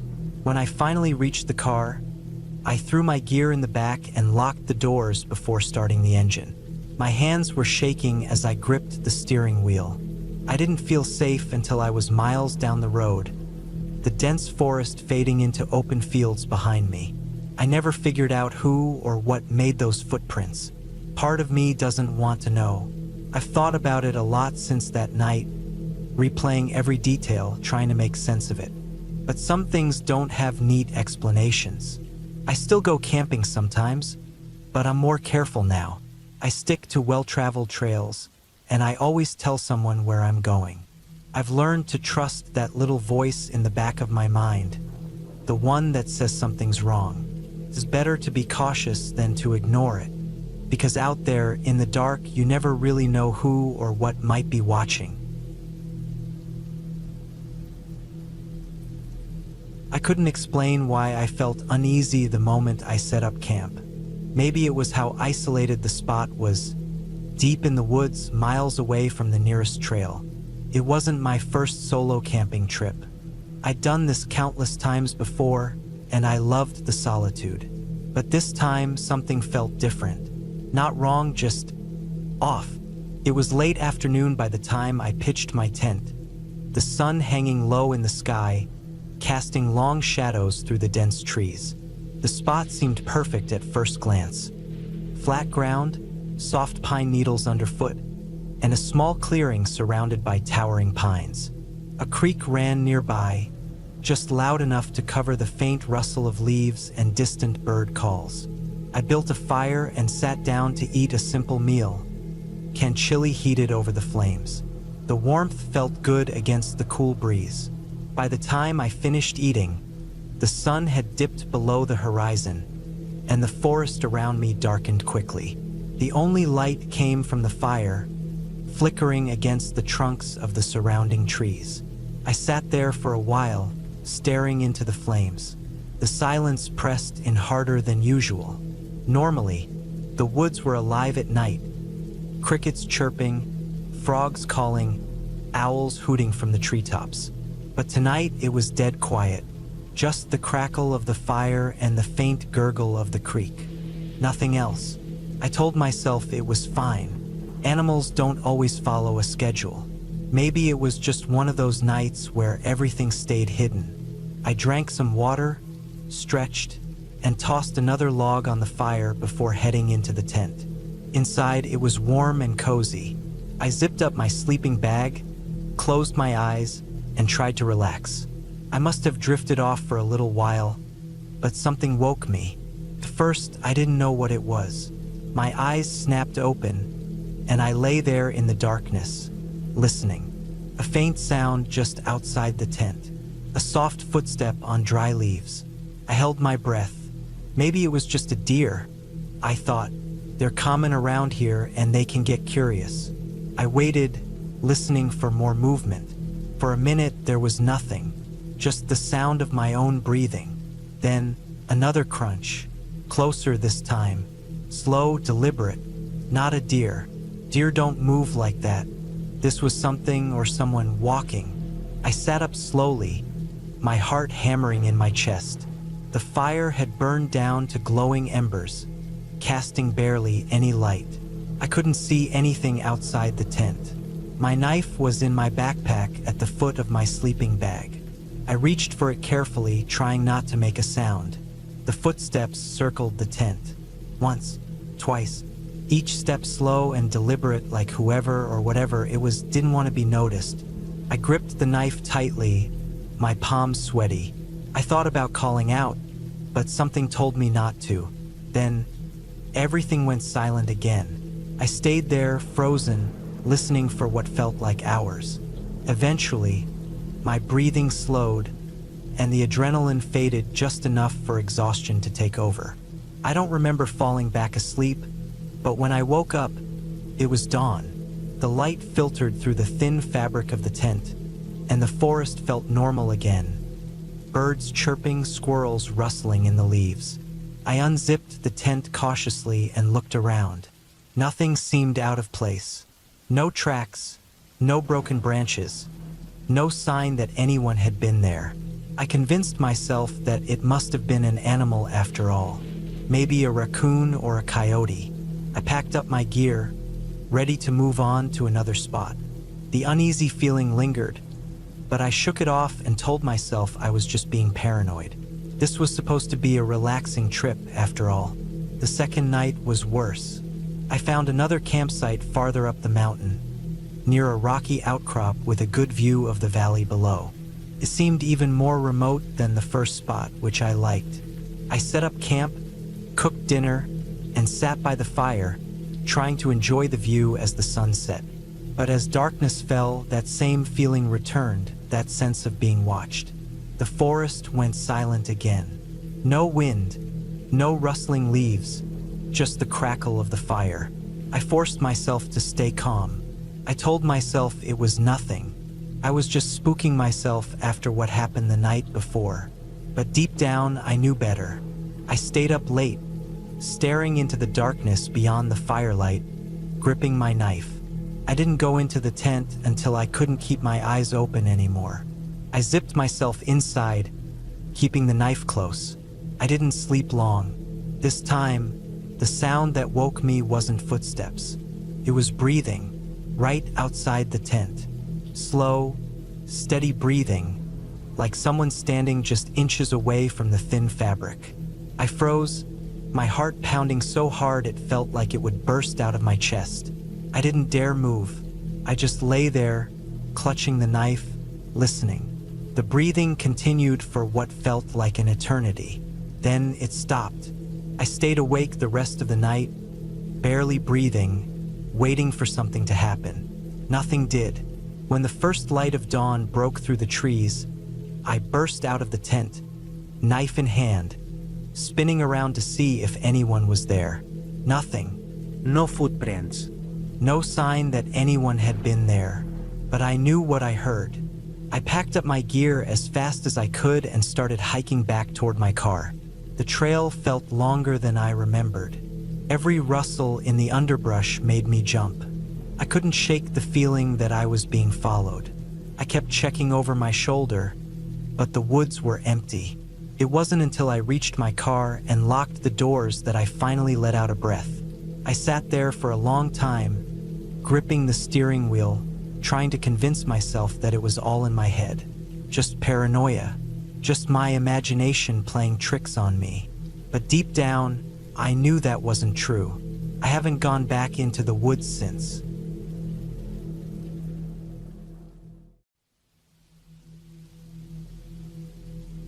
The cabin sat deep in the woods, far from any signs of civilization. It was the kind of place I had always imagined escaping to when life in the city became too much. This wasn't my first solo retreat, but it was the first time I had gone so far off the grid.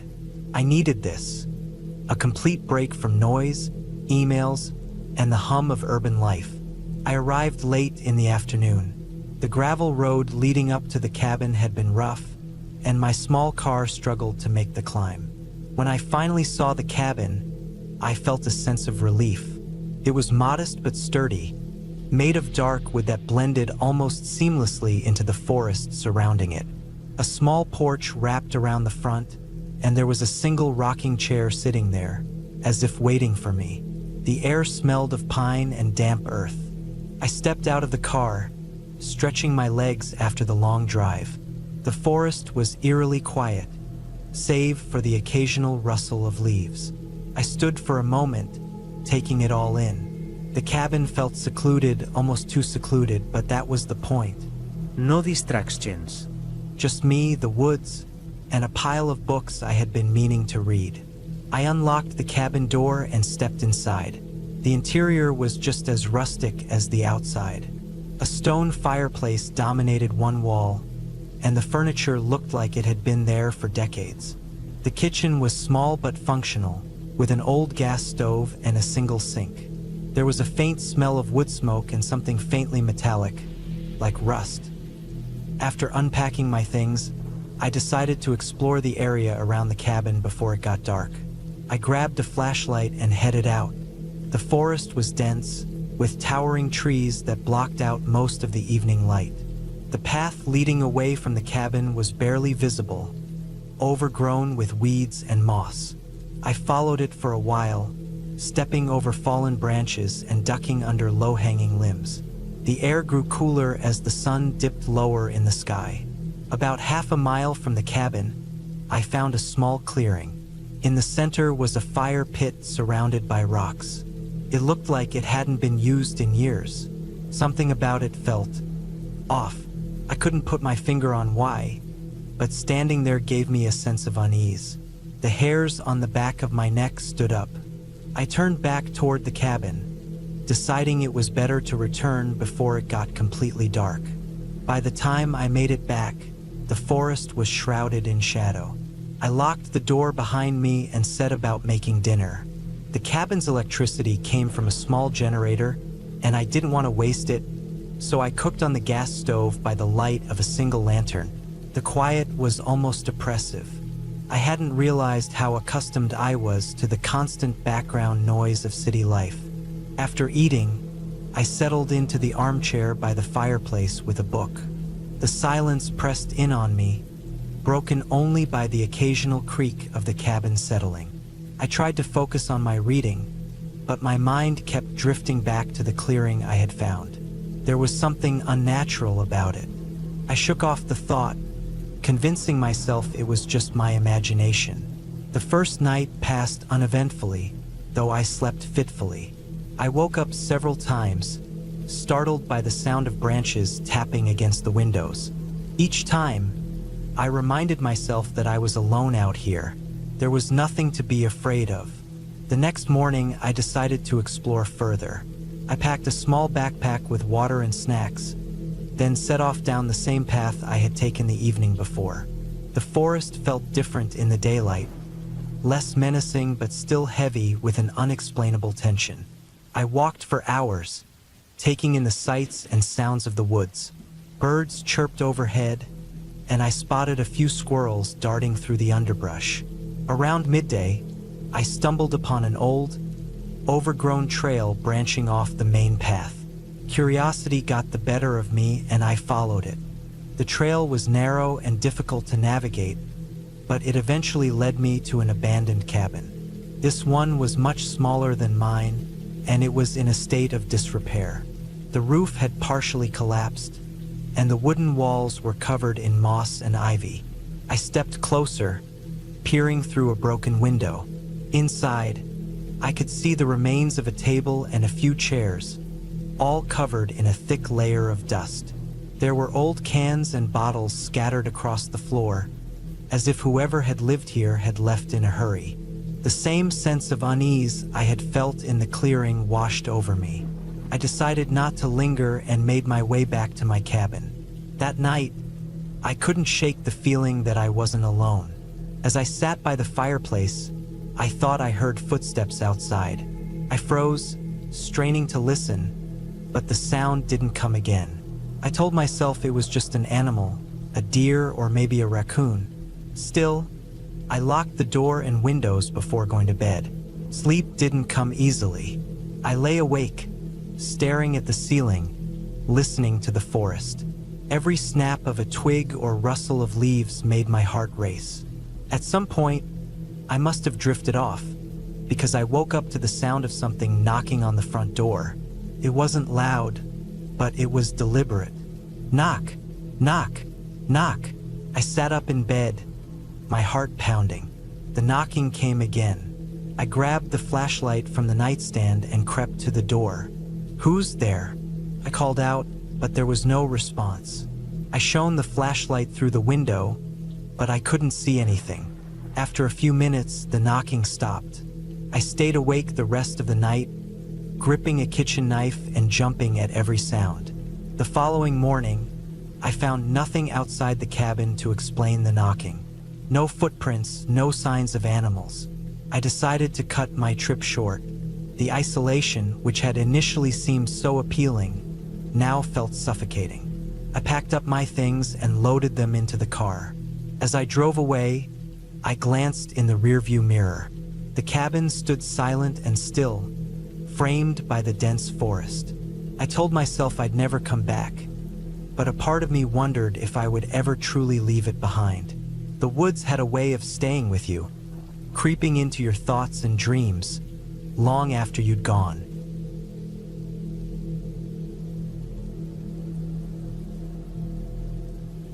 It was supposed to be a quiet getaway, a break from the constant noise of the city. Just me, some food, and a small cabin deep in the woods. I needed peace, and this cabin, far from everything and everyone, seemed like the perfect place to find it. I had rented it online. The description was simple: secluded cabin, ideal for reflection, surrounded by nature. I didn't expect much, just a tiny wooden structure in the middle of nowhere. When I pulled up to the place, I was a little surprised. It was much smaller than I thought. The cabin was old, the wood faded, and the windows looked like they hadn't been cleaned in years. But it had a certain charm, the kind of rustic charm you see in those offbeat places people go to get away from everything. I grabbed my bag from the trunk of my car, took a deep breath, and stepped inside. The air smelled damp, a little musty, but not unpleasant. The floorboards creaked under my feet as I moved inside. It was a simple cabin with a small kitchen area, a single bedroom with a double bed, and a tiny bathroom. There was a stone fireplace on one wall, with a few logs stacked beside it.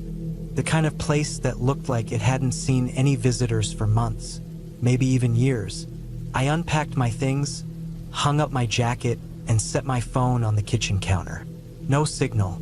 Perfect, just the way I wanted it. I didn't need distractions. The woods outside were dense, the kind of forest that seemed to go on forever. Tall, thick trees with gnarled roots twisting out of the ground, and the occasional rustling sound that kept you on edge. But I figured I'd get used to it. The first night went by without incident. I lit the fireplace, roasted some marshmallows, and sat by the window, watching the shadows shift in the trees as night fell. It was quiet, almost eerily so. The kind of silence that seemed to press down on you, making you acutely aware of every little sound. At one point, I heard something scratching at the door. I froze, listening. It was faint, like claws dragging along the wood. I stood up slowly, heart pounding. I opened the door and stepped outside, but there was nothing. Just the cool night air and the empty woods. I shrugged it off, figuring it was some animal, maybe a raccoon or something. I went back inside, locked the door, and settled in for the night. Sleep came easily, and for a while I didn't even think about the strange noise. The next morning, I woke up to the sound of birds chirping outside. The sun filtered through the gaps in the curtains, and for a moment, I felt completely at peace. I made coffee and stepped out onto the porch, taking in the fresh morning air.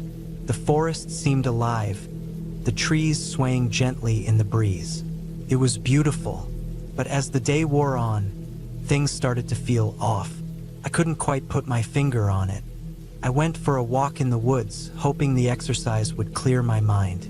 The trees towered over me, their branches intertwining above, blocking out much of the light. The ground was soft and damp, covered in layers of fallen leaves.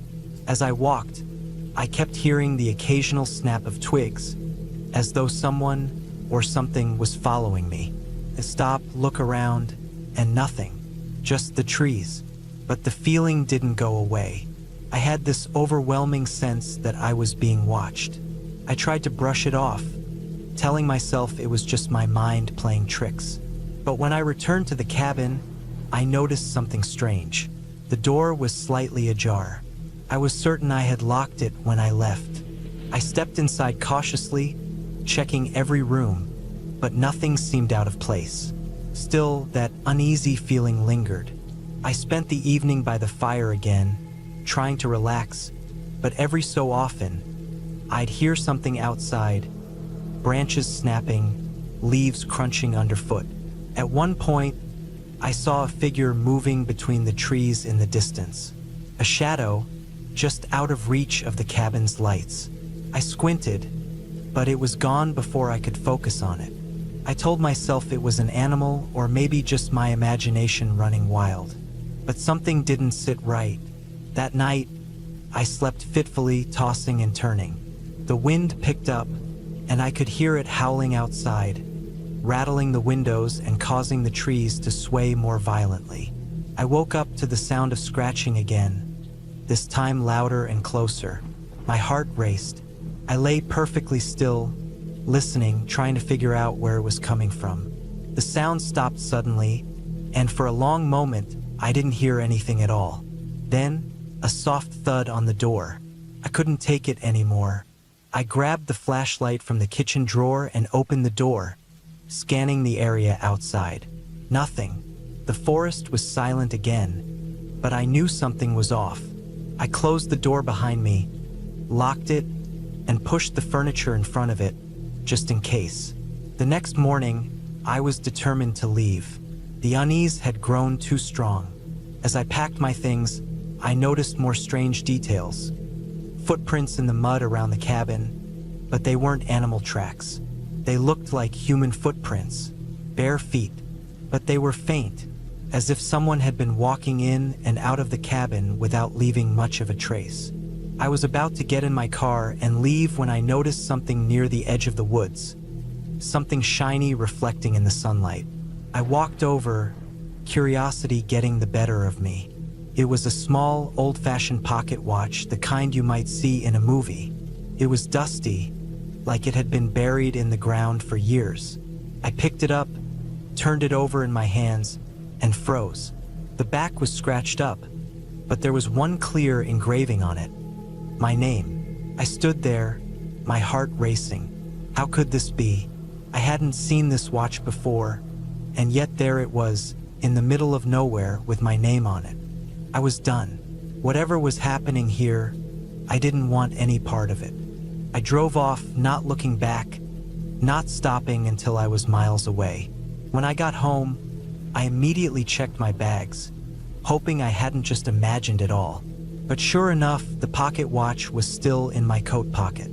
I don't know what happened in that cabin or who, if anyone, had been there with me, but I don't think I'll ever truly know. The only thing I know for sure is that I'll never go back. And I'll never forget that feeling of being watched, of hearing things I couldn't explain, and of seeing something I didn't understand. But as I sit here, writing this, I can't shake the feeling that maybe I haven't seen the last of that cabin. Because sometimes, when I wake up in the middle of the night, I swear I can hear the sound of scratching at my door.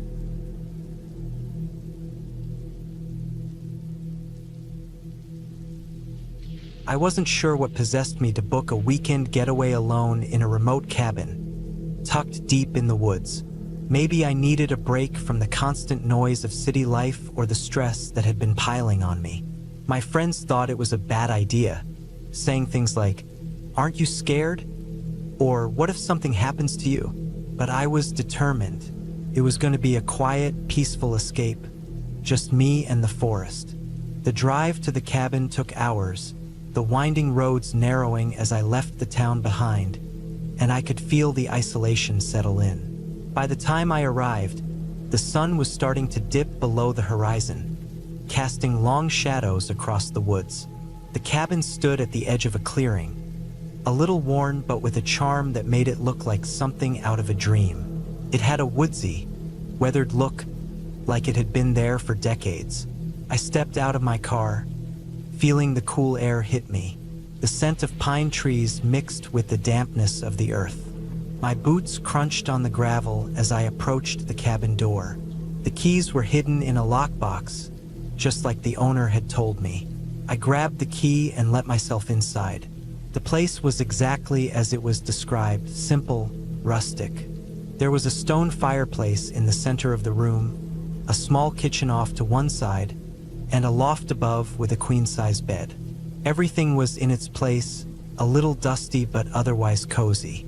The walls were adorned with old, faded pictures, the kind you find in thrift stores. It wasn't luxurious, but that was exactly what I was looking for. Peace, quiet, and a break from the world. I unpacked my things, made a cup of coffee, and sat by the fire. As the flames flickered, I felt my shoulders relax for the first time in weeks. The wind outside howled, and the trees creaked with the pressure, but I was warm inside. I felt safe. The night passed without incident. I spent it reading, thinking, and enjoying the solitude. But as the fire died down, I noticed something strange. It was a soft noise at first, barely perceptible. A thump, like something or someone was walking around outside. I shrugged it off. It was probably an animal. The woods were full of creatures, after all. But then it came again, louder this time. A scraping sound against the side of the cabin. I stood up and walked over to the window, peering out into the blackness. There was nothing there, just the trees swaying in the wind. I tried to shake off the unease creeping into my chest. Maybe it was just the wind, or maybe an animal was scratching at the wood. The noises stopped for a while, and I convinced myself to go to bed. It was just a random sound, nothing to worry about. The next morning, I woke to find the sun shining brightly through the window. The whole cabin was bathed in golden light. For a moment, everything felt normal again. I got dressed, made breakfast, and sat at the table, enjoying the view of the forest. But as I looked out the window, I noticed something odd. There were marks in the dirt right outside the cabin. Scratches like something had been dragged along the ground. My heart began to race. I stepped outside, walking cautiously to inspect the marks. They led toward the back of the cabin, and I followed them, trying not to panic. At the back of the cabin, near the edge of the woods, I found something that made my stomach turn. There was a section of the cabin's wooden wall that looked off. The boards were cracked, and one had been torn away, leaving a jagged hole. It wasn't big, but it was enough to let someone or something slip inside. I felt a rush of cold fear flood my chest. The noises last night, the scraping. What if someone had been trying to get in? I tried to rationalize it. Maybe it was a weathered spot in the cabin structure, something natural. But something about the hole didn't feel right. The edges were too clean, too deliberate. I rushed back inside, locking the door behind me. I was alone in the woods, miles from anyone, and I couldn't shake the feeling that I wasn't the only one here anymore. I spent the rest of the day checking the windows and the door every few minutes, but I didn't see anything. Still, the unease gnawed at me, and every time the wind howled or a branch snapped, I jumped. It wasn't supposed to be like this. I had come here for peace, not to feel like I was being watched. That evening, as darkness crept back into the forest, I sat by the fire again, hoping to find some comfort in the warmth. I tried to distract myself, pulling out my phone to check the weather forecast. The screen flashed for a second, then went blank. I checked the battery, it was full. I tried turning it back on, but it stayed dead. Weird, I thought. Maybe I dropped it too hard earlier, or maybe it was a glitch. But as I put the phone down, I noticed something strange. A small rock lay in front of the fireplace, right in the center of the room. It hadn't been there before. I was certain of it. The cabin's floor wasn't clean enough to have missed it earlier, and it wasn't something I would have overlooked. A cold shiver ran down my spine. My first instinct was to pick it up and throw it out, but I paused. The room felt too still, too quiet. I couldn't explain why, but I had the distinct feeling that something, or someone, had been inside while I wasn't paying attention. I couldn't sit still anymore. My mind raced, trying to figure out what was happening. I grabbed my jacket and went outside to check the perimeter of the cabin. But as soon as I stepped out the door, I froze. The air was unnaturally still, and the woods seemed unnervingly silent. Not a single bird, not even a rustle of leaves. I turned around slowly, my gaze landing on the trees behind the cabin, and that's when I saw it. There was a figure standing just beyond the tree line, barely visible in the dim light. It was tall and thin, its form almost blending with the shadows. My heart hammered in my chest, and I instinctively took a step back. The figure didn't move. It just stood there, staring. I didn't know if it was human or some kind of animal, but the feeling of being watched overwhelmed me. I backed away from the edge of the cabin, stepping back inside and slamming the door shut behind me. I locked every window and door and sat in the dark, my back pressed against the wall. I don't know how long I sat there, but eventually the silence returned. The woods outside seemed to come alive again with the sounds of wind and distant creatures. I sat in the dim glow of the fire, too terrified to sleep, too restless to move. In the morning, I packed up my things. The cabin, with its eerie stillness, felt like a trap, and I didn't want to stay another minute. I didn't bother checking the windows or the door. I just wanted to leave. I grabbed my keys, and with shaking hands, I started the car. As I drove away, I glanced at the cabin one last time in the rearview mirror. The place looked untouched, almost peaceful in the morning light, but I couldn't shake the feeling that it wasn't, that there was something out there, something that wasn't meant to be found. I didn't know what had happened there. Maybe it was just my imagination, or maybe the isolation had gotten to me. But as I left the woods behind, I knew I wouldn't be coming back.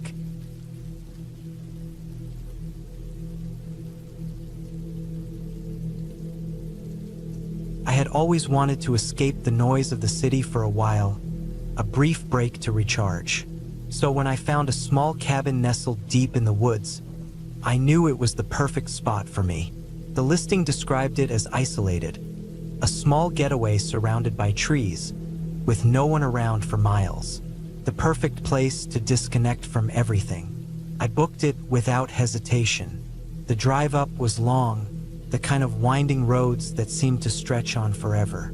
As the city slowly faded into the rearview mirror, the surroundings began to shift. The buildings gave way to forests, the trees growing taller and thicker, closing in around me. There was something calming about it, the slow hum of the engine and the sound of my tires crunching on the gravel roads. It was peaceful, almost too peaceful. When I finally reached the cabin, it felt like I had stepped into another world. The place was exactly as described: small, quaint, and surrounded by towering pines.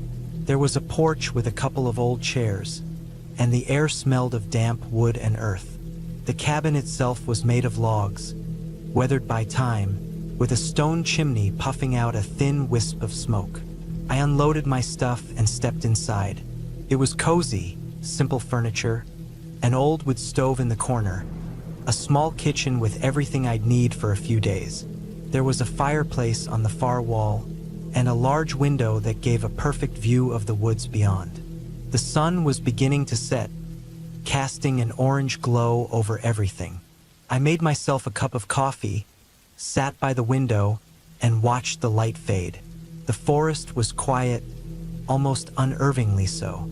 The kind of quiet where you could hear the faint rustle of leaves or the snap of a twig, but nothing else.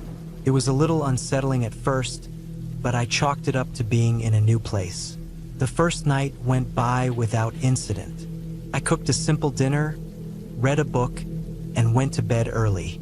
The bed was comfortable, and I quickly fell asleep, the quietness outside wrapping around me like a blanket. But around 3 a.m., I woke up. It wasn't anything dramatic, just a shift in the air, like something had changed. I lay there for a while, staring at the ceiling, listening. I could hear the wind picking up outside, the trees creaking with it.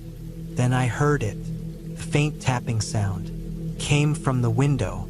I froze, unsure if I had heard it correctly. The wind could cause strange noises, I reasoned. Maybe it was just a branch tapping against the glass. But then it came again, this time louder. Top, top, top. I felt my heart skip a beat. I slowly got out of bed and crept to the window. The faint glow of the moon lit up the forest outside, but there was nothing there. Just the trees, swaying gently in the wind. No one around.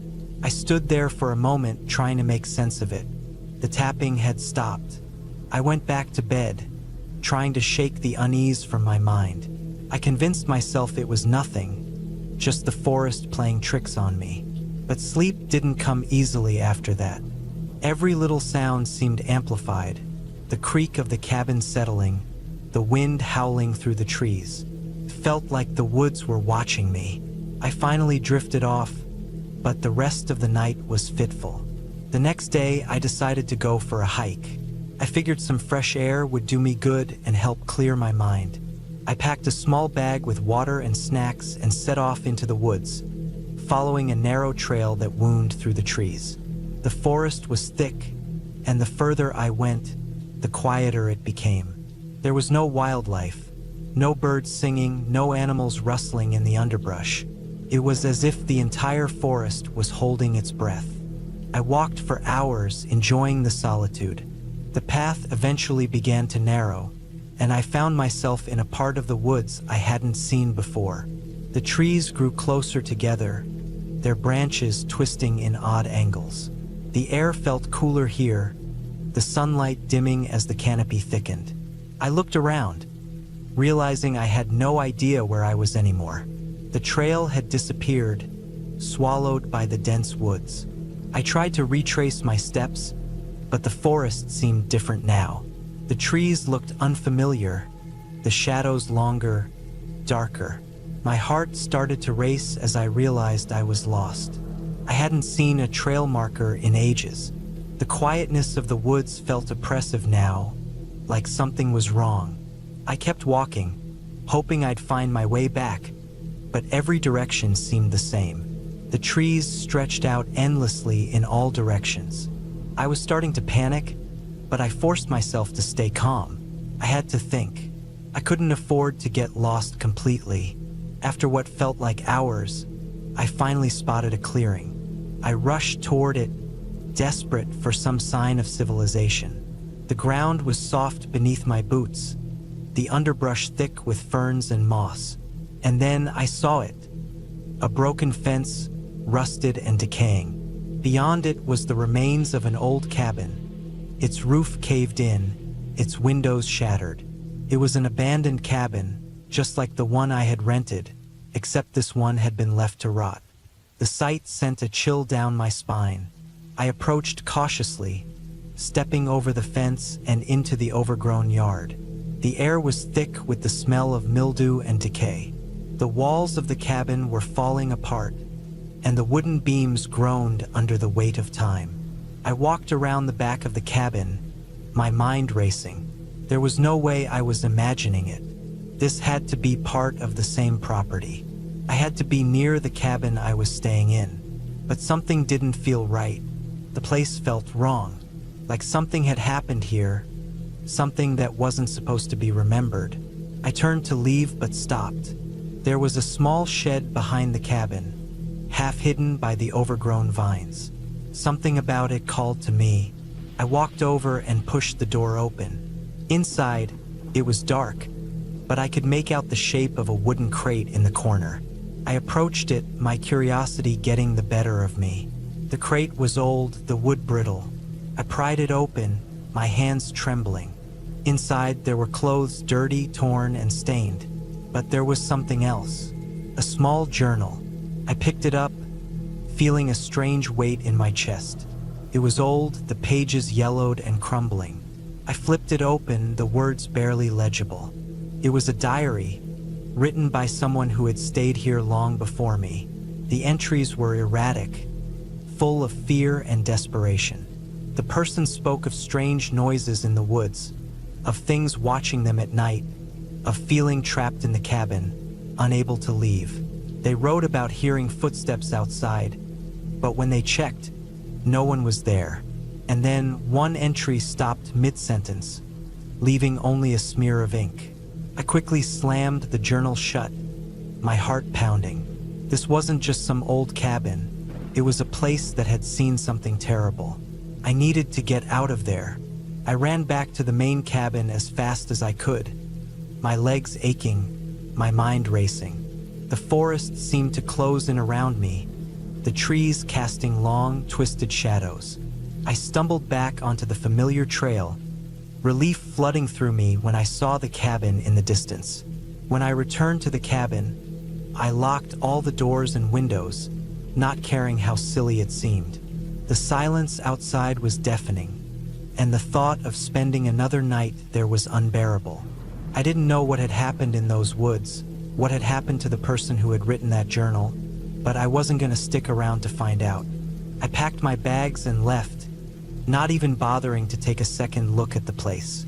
The drive back to the city felt like a rush of freedom. The roads that had seemed so eerie the day before now felt like a lifeline. I didn't stop until I was back in my apartment, safe and sound. The woods were beautiful, but they held secrets. Secrets I wasn't ready to uncover. And as much as I wanted to forget about that abandoned cabin and the strange diary, I knew I would never forget the feeling of being watched, of being trapped in a place that didn't want me there. It wasn't just a cabin in the woods. It was a warning.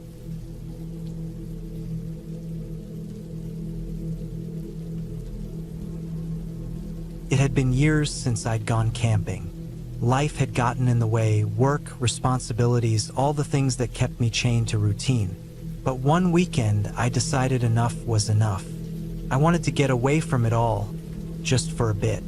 No phone, no obligations, just me, nature, and silence. I found a cabin in the middle of nowhere, on the outskirts of a national forest. It was an old, rustic place, one that looked like it hadn't been touched in decades. There was no electricity, no running water, just a wood stove and a single flashlight. The reviews were sparse, but the ones that were there talked about its peacefulness and isolation. Perfect, I thought. I needed to be alone, and I wanted to disconnect. The drive there was longer than I anticipated. The forest was thick with trees that stretched as far as the eye could see. casting long shadows even though it was still early afternoon. The air smelled fresh, earthy, and a little damp. It felt good to be out of the city, away from the noise and the chaos. When I finally reached the cabin, the sun was beginning to dip behind the mountains. It looked exactly as advertised, wooden, aged, and tucked into a small clearing. There was a small porch with a couple of rocking chairs and a wooden path leading into the forest. I grabbed my backpack, which was full of camping gear, food, and some books. The cabin had a single room with a loft, a small kitchen, and a fireplace. Basic, but I didn't need anything more. The door creaked as I pushed it open, and I immediately felt the chill of the air inside. The place smelled musty, like old wood and dust, but I didn't mind. I closed the door behind me and began to unpack. Felt good to settle in. I started a fire in the stove, making sure to get it going well before the night fully set in. The night came fast, and with it, an eerie quiet. No animals, no wind rustling the trees, just an unnatural stillness. I didn't think much of it. It was the forest, after all. It was supposed to be quiet. I ate a quick dinner, some canned beans and a granola bar, and settled into the rocking chair by the fire. I had a book with me, but the flickering flames and the shadows on the walls kept pulling my attention away. I tried to read, but it was hard to focus. My eyes kept wandering to the dark corners of the cabin, to the long shadows outside the windows. Every so often, I'd hear a creak or a groan from the walls, but I attributed it to the old wood settling. It was normal for a cabin like this, right? But then, around midnight, I heard something that wasn't normal. A knock. It wasn't loud, but it was distinct, like someone tapping on the cabin door. My heart skipped a beat. I hadn't seen anyone on the drive-in. There was no one around for miles. I stood up, slowly, unsure of what to do. The knock came again, this time more urgent. I wasn't sure if I should open the door or just pretend I didn't hear it. The last thing I wanted was for someone to show up out here in the middle of nowhere. I approached the door cautiously, peeking through the small window beside it. There was no one there, just the dark expanse of the forest. My breath released in a shaky exhale. Maybe it was an animal, I thought, a branch or something. I shook my head, trying to convince myself that I was being paranoid. I backed away from the door and went back to the fireplace, trying to shake the feeling of unease that had settled in my chest. I figured it was nothing, just my mind playing tricks on me in the isolation of the cabin. But the sound of the knocking wouldn't leave my thoughts. I tried to sleep, but I kept hearing strange noises.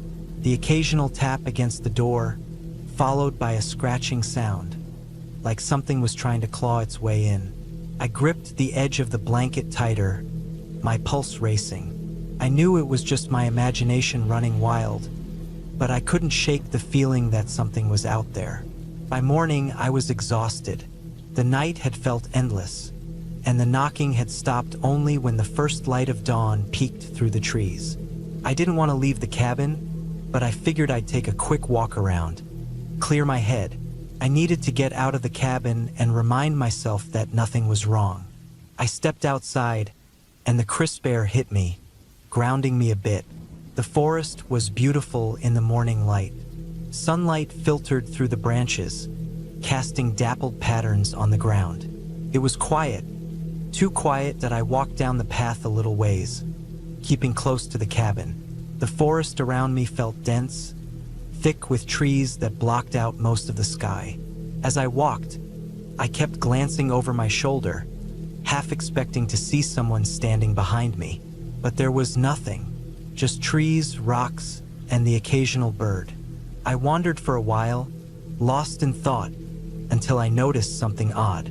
There were footprints in the dirt, fresh ones. They were large and looked like they had been made by boots. My stomach dropped. I hadn't seen anyone come by. The only way these prints could have appeared was if someone had been following me. I froze.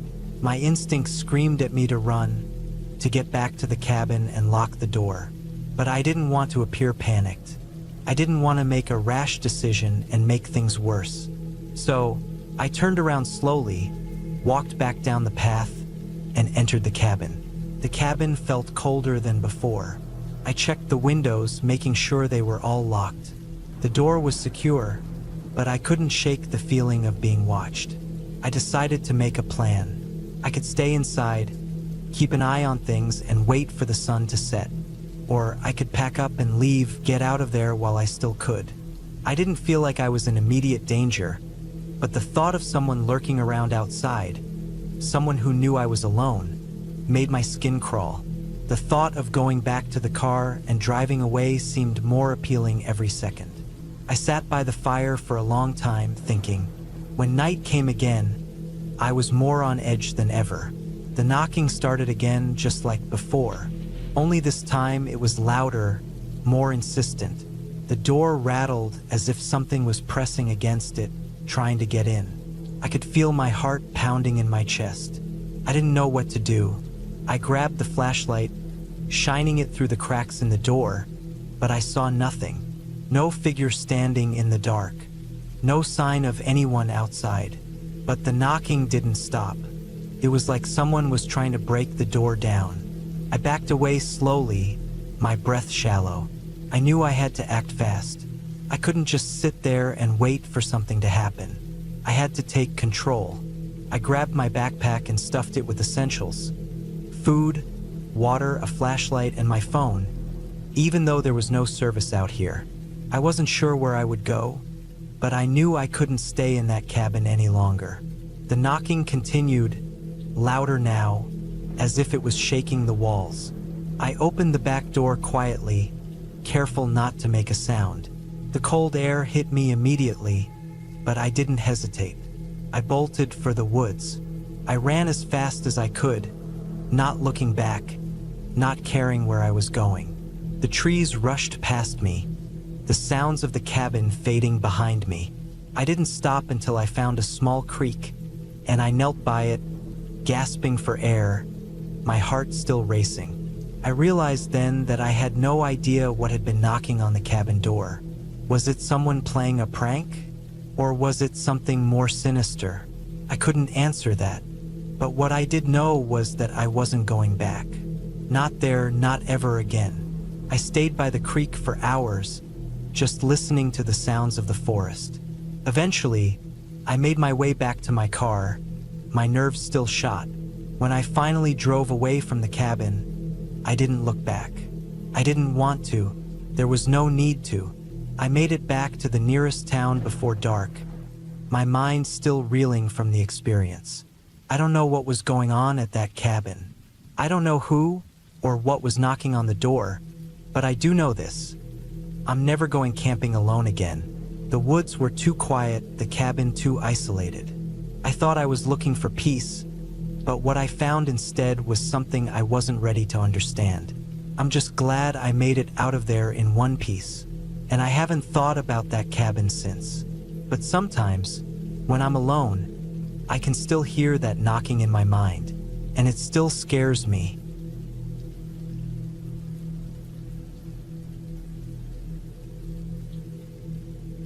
I had never been one to shy away from the wilderness. In fact, I welcomed the solitude and peace that came with the isolation of the forest. It was the perfect escape, away from the hustle of daily life, from the constant noise, from the nagging distractions that seemed to follow me everywhere. The cabin I rented for the weekend was the ideal spot for some much-needed alone time, nestled deep in the woods, miles away from civilization. It was small but comfortable, with a stone fireplace, wooden floors, and thick log walls that gave it a cozy, rustic feel. I arrived just as the sun was dipping below the horizon, casting a golden glow across the landscape. The air was crisp, and the wind carried with it the earthy scent of pine. The road leading up to the cabin was rough, unpaved, and bordered by dense trees. It took a while to get there, but the isolation felt almost reassuring. There would be no one around for miles, just me, the forest, and the quiet. The cabin was in better shape than I expected. Well-maintained, sturdy, and even had a small porch with a couple of chairs. After unloading my stuff, I grabbed a beer from the cooler and sat down to enjoy the evening, watching the sky slowly turn dark.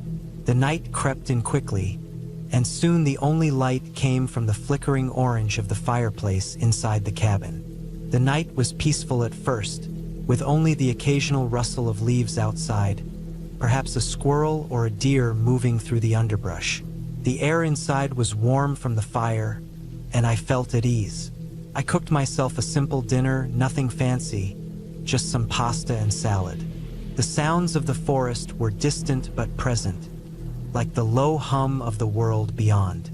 But after a while, I began to notice something off. It wasn't anything obvious, just a creeping sensation, like someone was watching me. At first, I chalked it up to the isolation, to the stillness of the night. But the feeling didn't go away. It lingered, gnawing at the back of my mind. The wind had picked up, howling through the trees, but there was something else, an unnatural stillness between the gusts, as if the forest itself was holding its breath. I tried to shake it off, telling myself I was just being paranoid. After all, I was alone in a remote cabin. Of course, I'd be more aware of every sound, every movement. But then I heard it, footsteps, faint but distinct. They weren't from the forest. They came from just outside the cabin. I froze. My heart began to race. The footsteps stopped, and for a moment, everything was quiet again. I waited, straining to hear anything, but there was nothing. The fire crackled in the hearth, the only sound in the otherwise silent cabin. I tried to brush it off, telling myself it was probably an animal, a deer or maybe a bear, moving through the area. But the sensation of being watched didn't go away. I spent the rest of the night on edge, unable to fully relax. Every creak of the cabin, every rustle of the trees, made my heart skip a beat. Around midnight, I decided to turn in. I locked the doors, bolted the windows, and pulled the blankets up around my shoulders.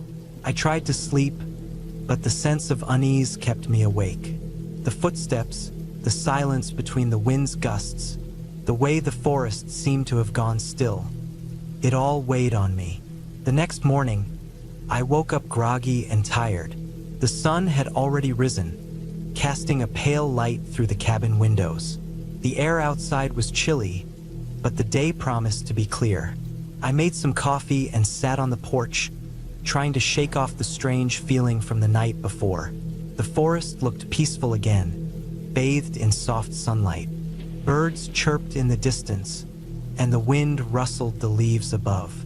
I spent most of the day hiking around the area, enjoying the quiet beauty of the forest. The trees were tall and dense, the ground soft with moss and pine needles. I didn't see anyone else the entire day, which only added to the feeling of isolation. But despite the beauty, I couldn't shake the nagging feeling that something was wrong. That night, I made sure to double-check the locks and the windows before bed. I didn't want to take any chances. As I lay in bed, the night seemed unnaturally quiet. No wind, no animal sounds, just the sound of my own breathing. It was as though the forest had completely shut down, as though it was holding its breath, waiting for something. Then I heard it again, the footsteps. This time they were closer, more deliberate. They weren't from the forest. They came from just outside the cabin again. I could hear the crunch of the gravel on the ground, the soft tap of boots against the porch. My heart pounded in my chest. I told myself it had to be an animal, but deep down, I knew that wasn't right. I grabbed a flashlight from the nightstand and carefully crept toward the window. I peeked through the blinds, scanning the porch. First, I saw nothing. The moonlight cast long shadows, but the porch was empty. I breathed a sigh of relief, but just as I turned away from the window, I heard the unmistakable sound of the cabin door handle turning. I froze. The door was locked. I was sure of it, but the handle turned again, and then there was a faint scraping sound, as if someone was trying to force the door open. I felt a cold sweat break out across my forehead. There was no one else out here. I was alone, or at least I thought I was. I knew I had to act fast.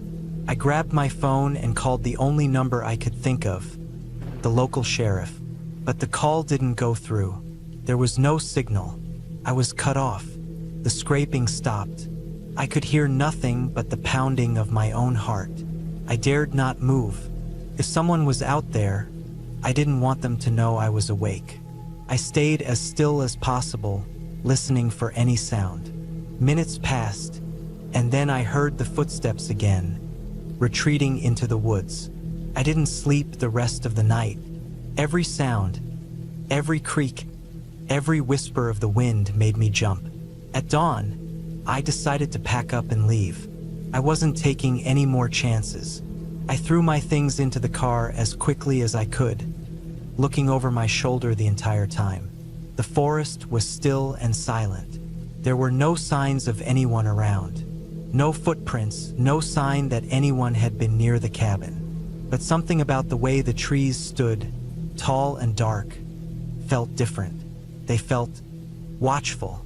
As I pulled away from the cabin and headed back down the rough road, I glanced in the rearview mirror. The cabin was small in the distance, barely visible among the trees. But for a brief moment, I thought I saw something move in the window. A shadow, perhaps, or maybe just my imagination. But that feeling, the one that had lingered with me all weekend, didn't go away. It stayed with me long after I left the woods, long after I was back in the bustle of everyday life.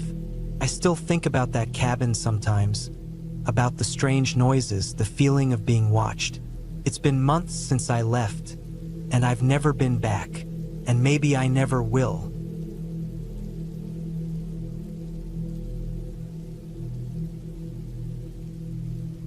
The night I arrived at the cabin, everything seemed perfect. The air was crisp, the sky clear, and the forest around the cabin looked like something out of a postcard. A small, isolated cabin, tucked deep in the woods, far away from the bustling noise of the city. Just what I needed after weeks of feeling overwhelmed with work and personal life. The drive up had been long, but it was worth it. The forest was thick, the kind of place you could get lost in easily if you weren't careful. The gravel driveway leading to the cabin was narrow, and there were no other houses in sight. Just trees, trees, and more trees. It was as peaceful as it was remote. I parked my car in front of the cabin and took a deep breath, feeling the cool mountain air fill my lungs. I was ready for some quiet. No phone signal, no internet. Just me and the wilderness. I grabbed my bag, got out of the car, and locked it behind me. The cabin had a rustic charm. Wooden walls, a stone chimney, and a porch that stretched out along the front. There was an old rocking chair on the porch, which creaked slightly as I approached it. I didn't pay much attention to it at the time. The door creaked open as I pushed it, and inside was exactly what I expected. Wooden beams, an old-fashioned wood-burning stove in the corner, and a small kitchen area. It smelled faintly of pine and something earthy, like the forest itself had somehow seeped inside. The floors creaked underfoot as I set my things down and took in the surroundings. It was cozy. A small sofa, a wooden table, and a few chairs scattered around the room. Nothing fancy, just functional. A fireplace on the far wall caught my attention, and I could already imagine myself curling up in front of it later, reading a book or just listening to the crackling of the fire. I didn't waste much time unpacking. I was eager to get settled and make a fire. It wasn't cold yet, but I knew it would get chilly as the night wore on. The firewood was neatly stacked next to the stove, ready for use. The matches were in the kitchen, and I quickly got to work. As I crouched in front of the stove, arranging the wood just right, I noticed something strange. A small, faded piece of paper was wedged behind one of the logs. I pulled it out and unfolded it carefully. The paper was old, brittle at the edges, and yellowed with age. Written in dark ink were a few words: "Don't go outside at night." I stared at the words for a long moment. It wasn't much, but it was enough to give me a strange feeling. I wasn't one to be easily spooked, but something about those words, written so simply, unsettled me. Maybe it was just an old warning, left behind by someone who had stayed here before. Maybe it didn't mean anything at all. I shook my head and tucked the note into my bag, deciding to not let it bother me. The fire crackled to life soon after, and I sat back, feeling the warmth spread through the room. The flickering flames cast shadows on the walls, creating an atmosphere that was both peaceful and comforting. I grabbed a book from my bag and settled into the armchair. Time seemed to slow down in that cabin, like the outside world didn't exist. The only sounds were the crackling of the fire and the occasional rustle of leaves outside as a breeze moved through the trees. I must have lost track of time because before I knew it, night had fully set in. I glanced outside through the window, and all I could see was darkness. The kind of darkness that seems to stretch on forever, with no moon or stars to break it up. It felt like the forest had swallowed the cabin whole. I stood up and stretched, thinking about calling it a night. The bed was inviting, and I was already feeling the pull of sleep. As I walked toward the bedroom, something caught my attention. The rocking chair on the porch, the one I had seen earlier, was moving, slowly, almost imperceptibly, back and forth. I paused, my heart rate quickening. At first, I told myself it was just the wind, but then I realized that the wind wasn't strong enough to move a chair like that. The motion was deliberate, rhythmic, like someone or something was sitting in it, rocking gently. I shook my head again, trying to dismiss the thought. It was probably just the wind after all. Still, I couldn't shake the feeling that I was being watched. I turned away from the window, heading back to the fire to take a moment to calm myself. I didn't want to let my imagination get the best of me, but there was something about that movement that didn't sit right. I closed the curtains and sat back down by the fire. The room felt warmer now, and the fire's crackle was comforting. I tried to focus on the book in my lap, but I couldn't shake the feeling that I was being watched, even inside the cabin. I must have drifted off at some point because the next thing I remember was waking up with a start. The cabin was still dark, and the fire had long since burned out. I could hear the sound of the wind outside, howling through the trees. It wasn't just a gentle breeze anymore. The wind had picked up, and it sounded like it was whipping around the cabin, rattling the windows. I sat up, my heart racing. The feeling of being watched had returned, but this time it was stronger. There was something outside, something I couldn't see but could feel. The darkness outside seemed to press in against the cabin, as though the trees themselves were closing in. I didn't know what to do. My first instinct was to stay inside, to lock the door and wait for morning. But there was something in the air, something that made me feel like I had to get out. I couldn't explain it, but I knew I had to go. Maybe it was the note, maybe it was the way the chair moved, or maybe it was just the strange, oppressive feeling that had settled over me. I grabbed my jacket and stepped outside onto the porch. The air was cold, biting at my skin. The wind whipped around me, and I could hear the trees groaning, bending under the pressure of the storm. I looked around, trying to make sense of what I was feeling. The forest was silent now, almost too silent. The kind of silence that made you feel like you were no longer welcome. I walked to the edge of the porch, my eyes scanning the dark forest. Every tree, every shadow seemed to hold something. A movement caught my eye, something small and fast darting between the trees. I froze. It was a figure, just a flash of motion, too quick to make out clearly, but it was there. I took a deep breath, telling myself I was just imagining things, but the feeling, that sense of being watched, wouldn't leave. The cabin, the forest, everything seemed to close in on me. I had to get away. I turned to go back inside when I heard it. A soft sound, barely audible over the wind. A tapping. I froze again, listening. came from behind me, from the woods. Slow, deliberate tapping, like something or someone was knocking on a tree. My breath caught in my throat. I turned quickly, trying to shake off the panic that was rising. There was nothing there, just the dark woods stretching out endlessly before me. But that sound, that tapping, it was still in my ears, even though I couldn't hear it anymore. I ran inside, slamming the door shut behind me. My hands were shaking as I locked it. The cabin felt suffocating now, like it was no longer a refuge but a prison. I tried to calm myself, tried to tell myself I was just being paranoid. But I knew something was wrong. The night passed slowly. I didn't sleep. Every noise outside made me jump. Every creak of the cabin made me tense. By morning, I was exhausted, both physically and mentally. When the sun finally rose, the world outside looked different.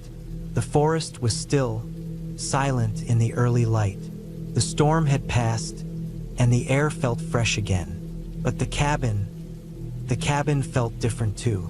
I couldn't explain it, but it felt like something had changed. I left that morning, not looking back as I drove away.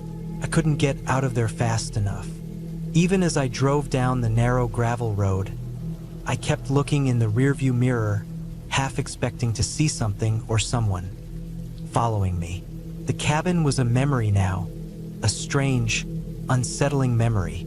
I don't know what happened that night or why I felt so uneasy, but I do know one thing: I'm never going back.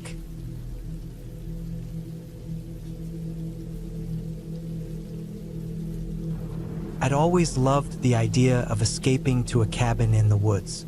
Something about being surrounded by nothing but trees, the scent of pine, and the silence that blankets everything. It felt like the perfect way to recharge. I had seen pictures of these remote cabins, small and cozy, tucked away in corners of nature where no one would bother you. No cell service. No distractions. Just me and the wilderness. It wasn't an easy decision to make. My friends had been encouraging me to take a trip for weeks, urging me to disconnect for a bit.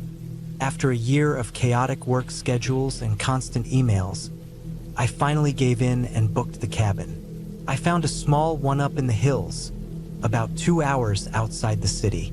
It looked perfect, nothing too fancy, but the kind of place where you could truly get away. The owner had left a note online, saying it was secluded, no neighbors for miles. I thought that sounded ideal. I packed my car, loaded up with enough food for a week, and set out for the cabin early on a Friday morning. The drive was peaceful at first. I passed familiar suburbs, then gradually, the roads became more narrow and winding. The trees grew denser, the sky gray with the promise of rain. I followed a series of signs and dirt roads that twisted and turned. I'd been driving for over an hour when I began to question whether I had made the right decision. The road, barely wide enough for one car, seemed to shrink the further I went. Eventually, I saw the cabin. It was nestled into a clearing, its wooden walls blending with the surrounding forest. The rain had started to fall heavier by then, but it didn't bother me. The sound of raindrops against the trees was calming, like the woods themselves were breathing. I pulled up to the cabin and parked my car beside the porch. The place had an old charm to it, with a steep roof and a small front porch. There was a rusted swing chair on the porch, which creaked in the wind. I stepped out, grabbed my bags, and walked up the steps. The door was unlocked, just as the owner had promised. I pushed it open, and the smell of wood and dust filled the air. The cabin was exactly as I'd hoped. Rustic, but comfortable. The living room had a stone fireplace, a couple of armchairs, and a big, worn couch. The floors creaked under my feet as I walked through the space, checking out the small kitchen and bathroom. It was a small, modest place, but it would be perfect for a week alone. I unpacked my things, threw my jacket over the back of a chair, and settled down on the couch, feeling the tension of the city start to fade away. The first night was uneventful. I made myself a simple dinner, watched the fire crackle in the hearth, and read a book for a bit. As the evening wore on, the wind picked up, howling through the trees outside. The cabin groaned with the pressure of the storm, but it wasn't anything to worry about, just nature doing its thing. The second day started with a thick fog that rolled through the woods. I made some coffee, stepped outside to enjoy the cool morning air, and took in the view of the surrounding forest. It was quiet, too quiet, the kind of quiet where you feel like you're the only one left in the world. I decided to go for a hike. The weather had cleared up, but the air was still damp from the rain. I followed a trail that started just beyond the cabin. The path was narrow, winding between trees. It wasn't long before the only sounds I could hear were my footsteps and the occasional rustle of leaves in the wind. It was peaceful, almost too peaceful. After an hour of walking, I stopped for a break. I found a fallen log, sat down, and took a deep breath. The air was crisp, and the forest around me felt alive. I felt completely alone, but in a good way. For the first time in a long while, I could hear myself think. But then, a sound broke through the stillness. At first, I thought it was just the wind shifting branches, but it was too deliberate. A crunching sound, like footsteps, far off in the distance. I froze, listening intently. The woods were dense, so it was hard to tell exactly where the sound had come from. I glanced around, but there was no movement, nothing that would suggest someone was out here with me. I shrugged it off, thinking it was just an animal, maybe a deer or a bear moving through the underbrush. But as I stood up to continue my hike, I couldn't shake the feeling that I wasn't alone. It wasn't just the sound. It was the sense of being watched, like someone or something was following me. I tried to push it out of my mind, but the unease lingered. I made my way back to the cabin, the feeling of being followed growing with every step. When I reached the clearing near the cabin, I finally let out a breath I hadn't realized I was holding. The sense of unease faded a little, but it still clung to me like an unwanted shadow. I spent the rest of the day inside, trying to distract myself. I made lunch, watched the fire burn down, and even played a game of solitaire. The daylight hours passed in a slow, comfortable haze, but the creeping feeling of being watched never fully left me. As the sun dipped behind the trees, I decided to stay inside for the night. I locked all the windows and doors, drew the curtains, and settled in for a quiet evening. But the next morning, I woke up to something that would change everything. It wasn't the usual sounds of the forest that greeted me. It was a soft scratching noise coming from somewhere outside the cabin. At first, I thought it might be a raccoon or some other animal, but then it happened again. Soft, deliberate, and consistent. I lay still in bed, listening. The scratching was at the door. I sat up, heart racing. I was alone, no one should be out there. The owner had mentioned that the cabin was isolated. There were no other houses for miles. But still, that scratching, it was unmistakable. I forced myself to get out of bed, grabbed a flashlight, and moved quietly toward the door. The scratching stopped as I approached. I hesitated for a moment, then peered out the window. Nothing, just trees.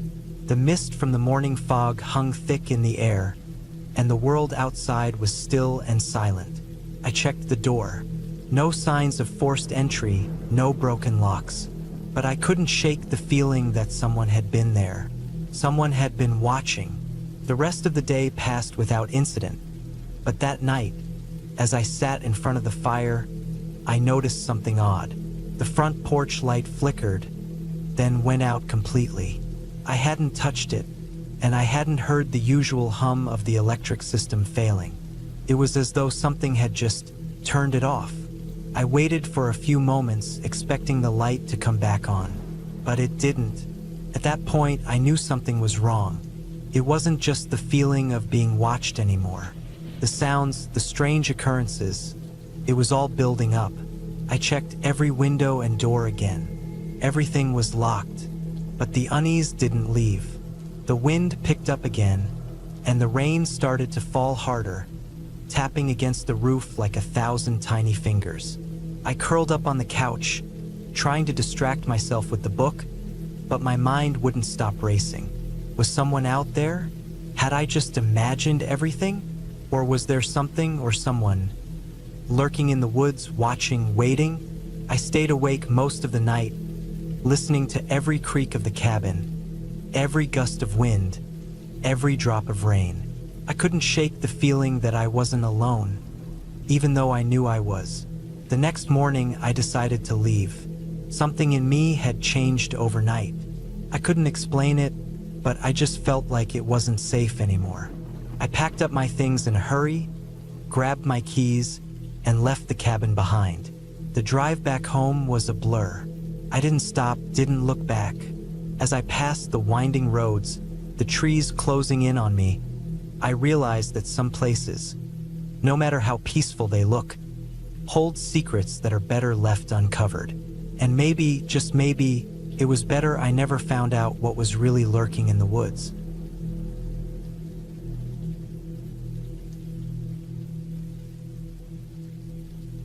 I had always wanted to take a break from the bustle of everyday life, to escape to a cabin in the woods, surrounded by nothing but trees, quiet, and my own thoughts.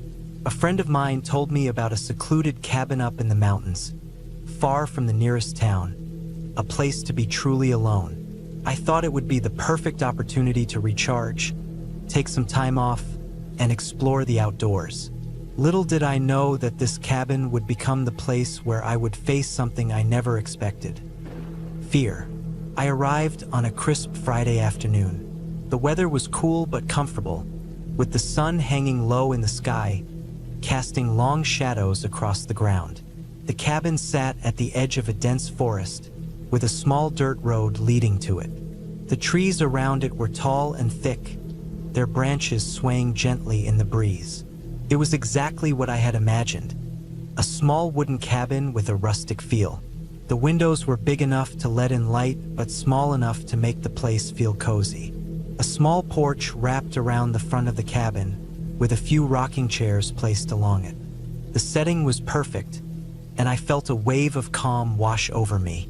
I unpacked my things and made myself at home, settling into the small but comfortable living room. The cabin was old, but not in a bad way.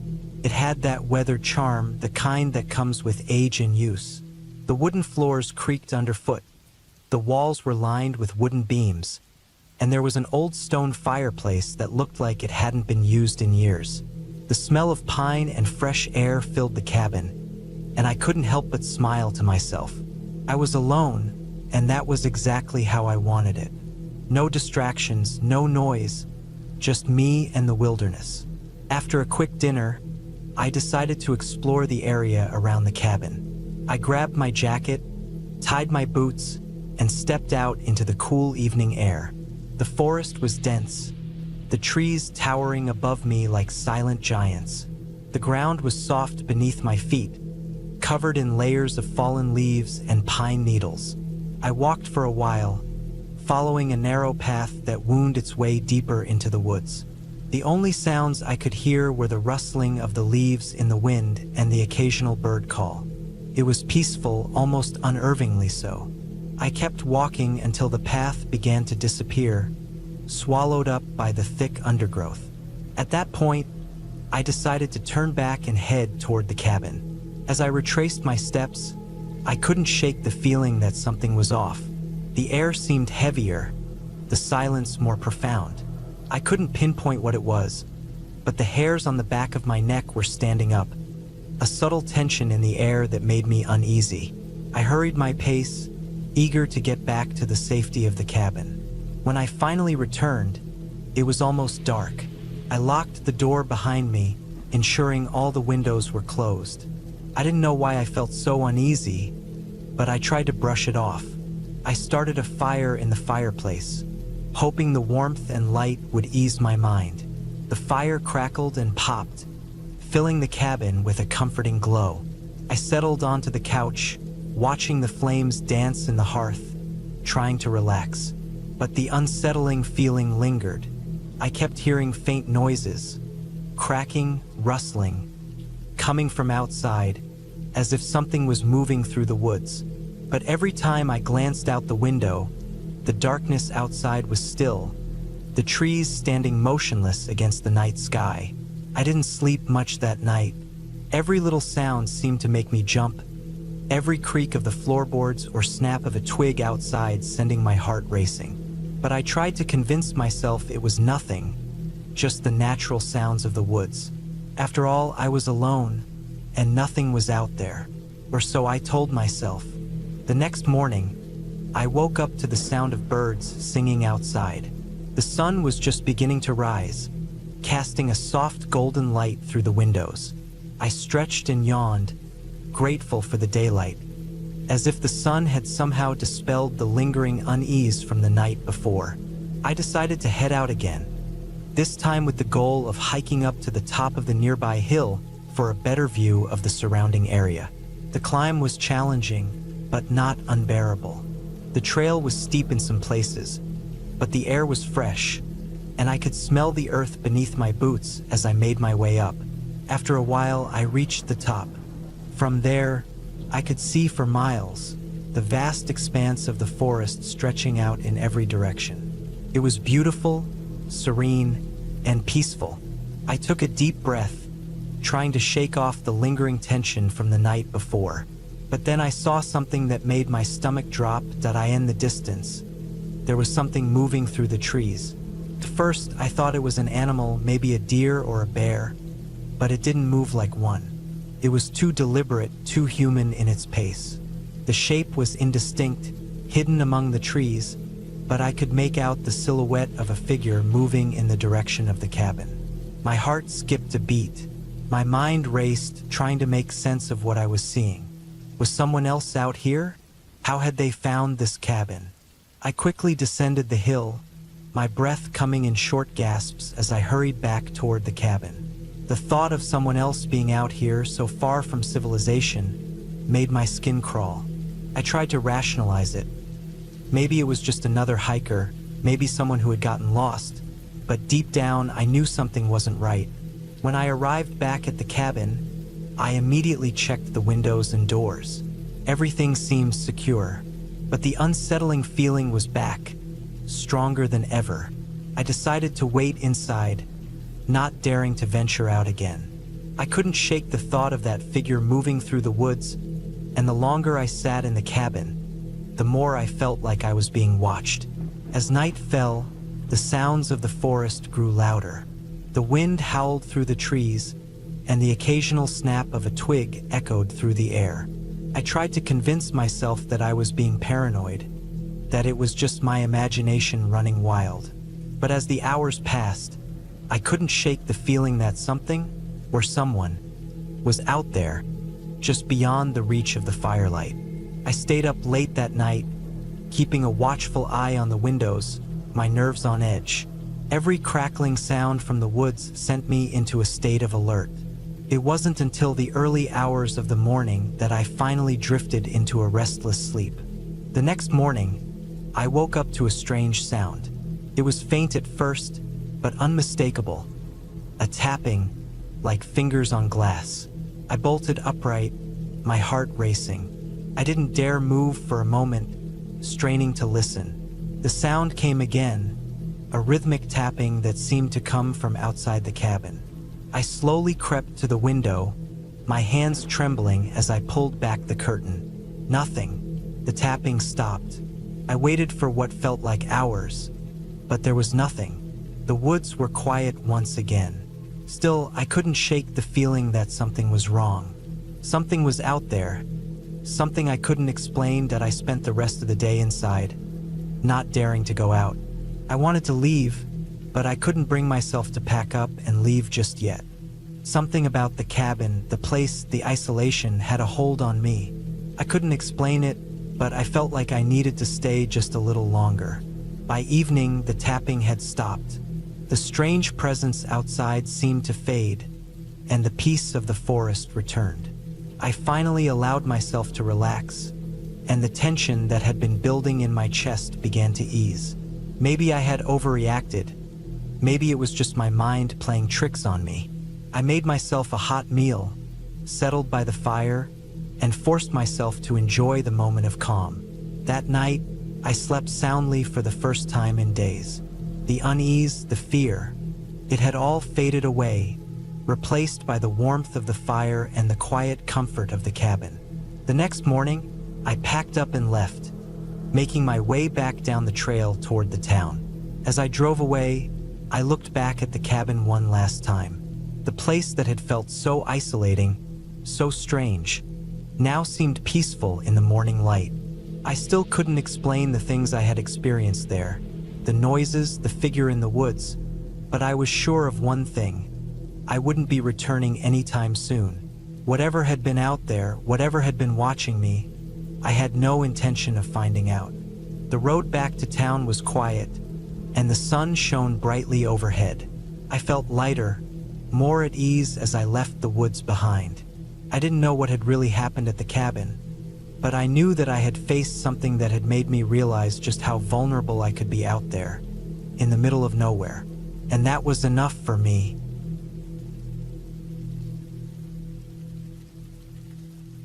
I had always wanted to escape to the mountains, to find a place where the noise of the world couldn't reach me, where I could just breathe and let go of everything.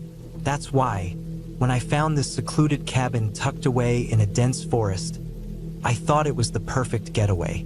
The pictures online looked peaceful, and the owner had assured me it was isolated enough that I wouldn't have to worry about anyone disturbing me.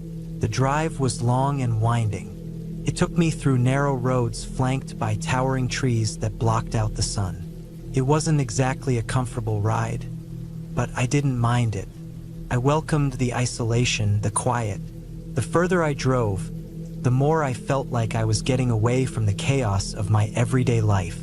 The cabin finally came into view just as the sun was setting. It sat on the edge of a small clearing, surrounded by dense trees and a creek that ran through the woods. It looked even more isolated than the pictures had shown, which only made me more excited.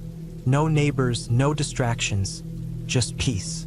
I pulled up to the front of the cabin and unloaded my things, taking in the crisp mountain air as I did so. The front door creaked as I opened it, revealing a simple but cozy interior. The smell of aged wood and fresh pine filled my lungs. There was a stone fireplace against one wall, a small kitchen area, and a loft with a bed. The windows were large, giving a perfect view of the forest that stretched out into the distance. I decided to make myself a cup of coffee before unpacking. As I sat at the small kitchen table, I could hear nothing but the sound of the creek outside and the occasional rustle of leaves in the wind. Felt perfect. But as night started to fall, things began to feel different. The quiet was heavier, more suffocating. The wind picked up, and the trees outside began to creak and groan. I brushed it off, thinking it was just the normal sounds of the woods.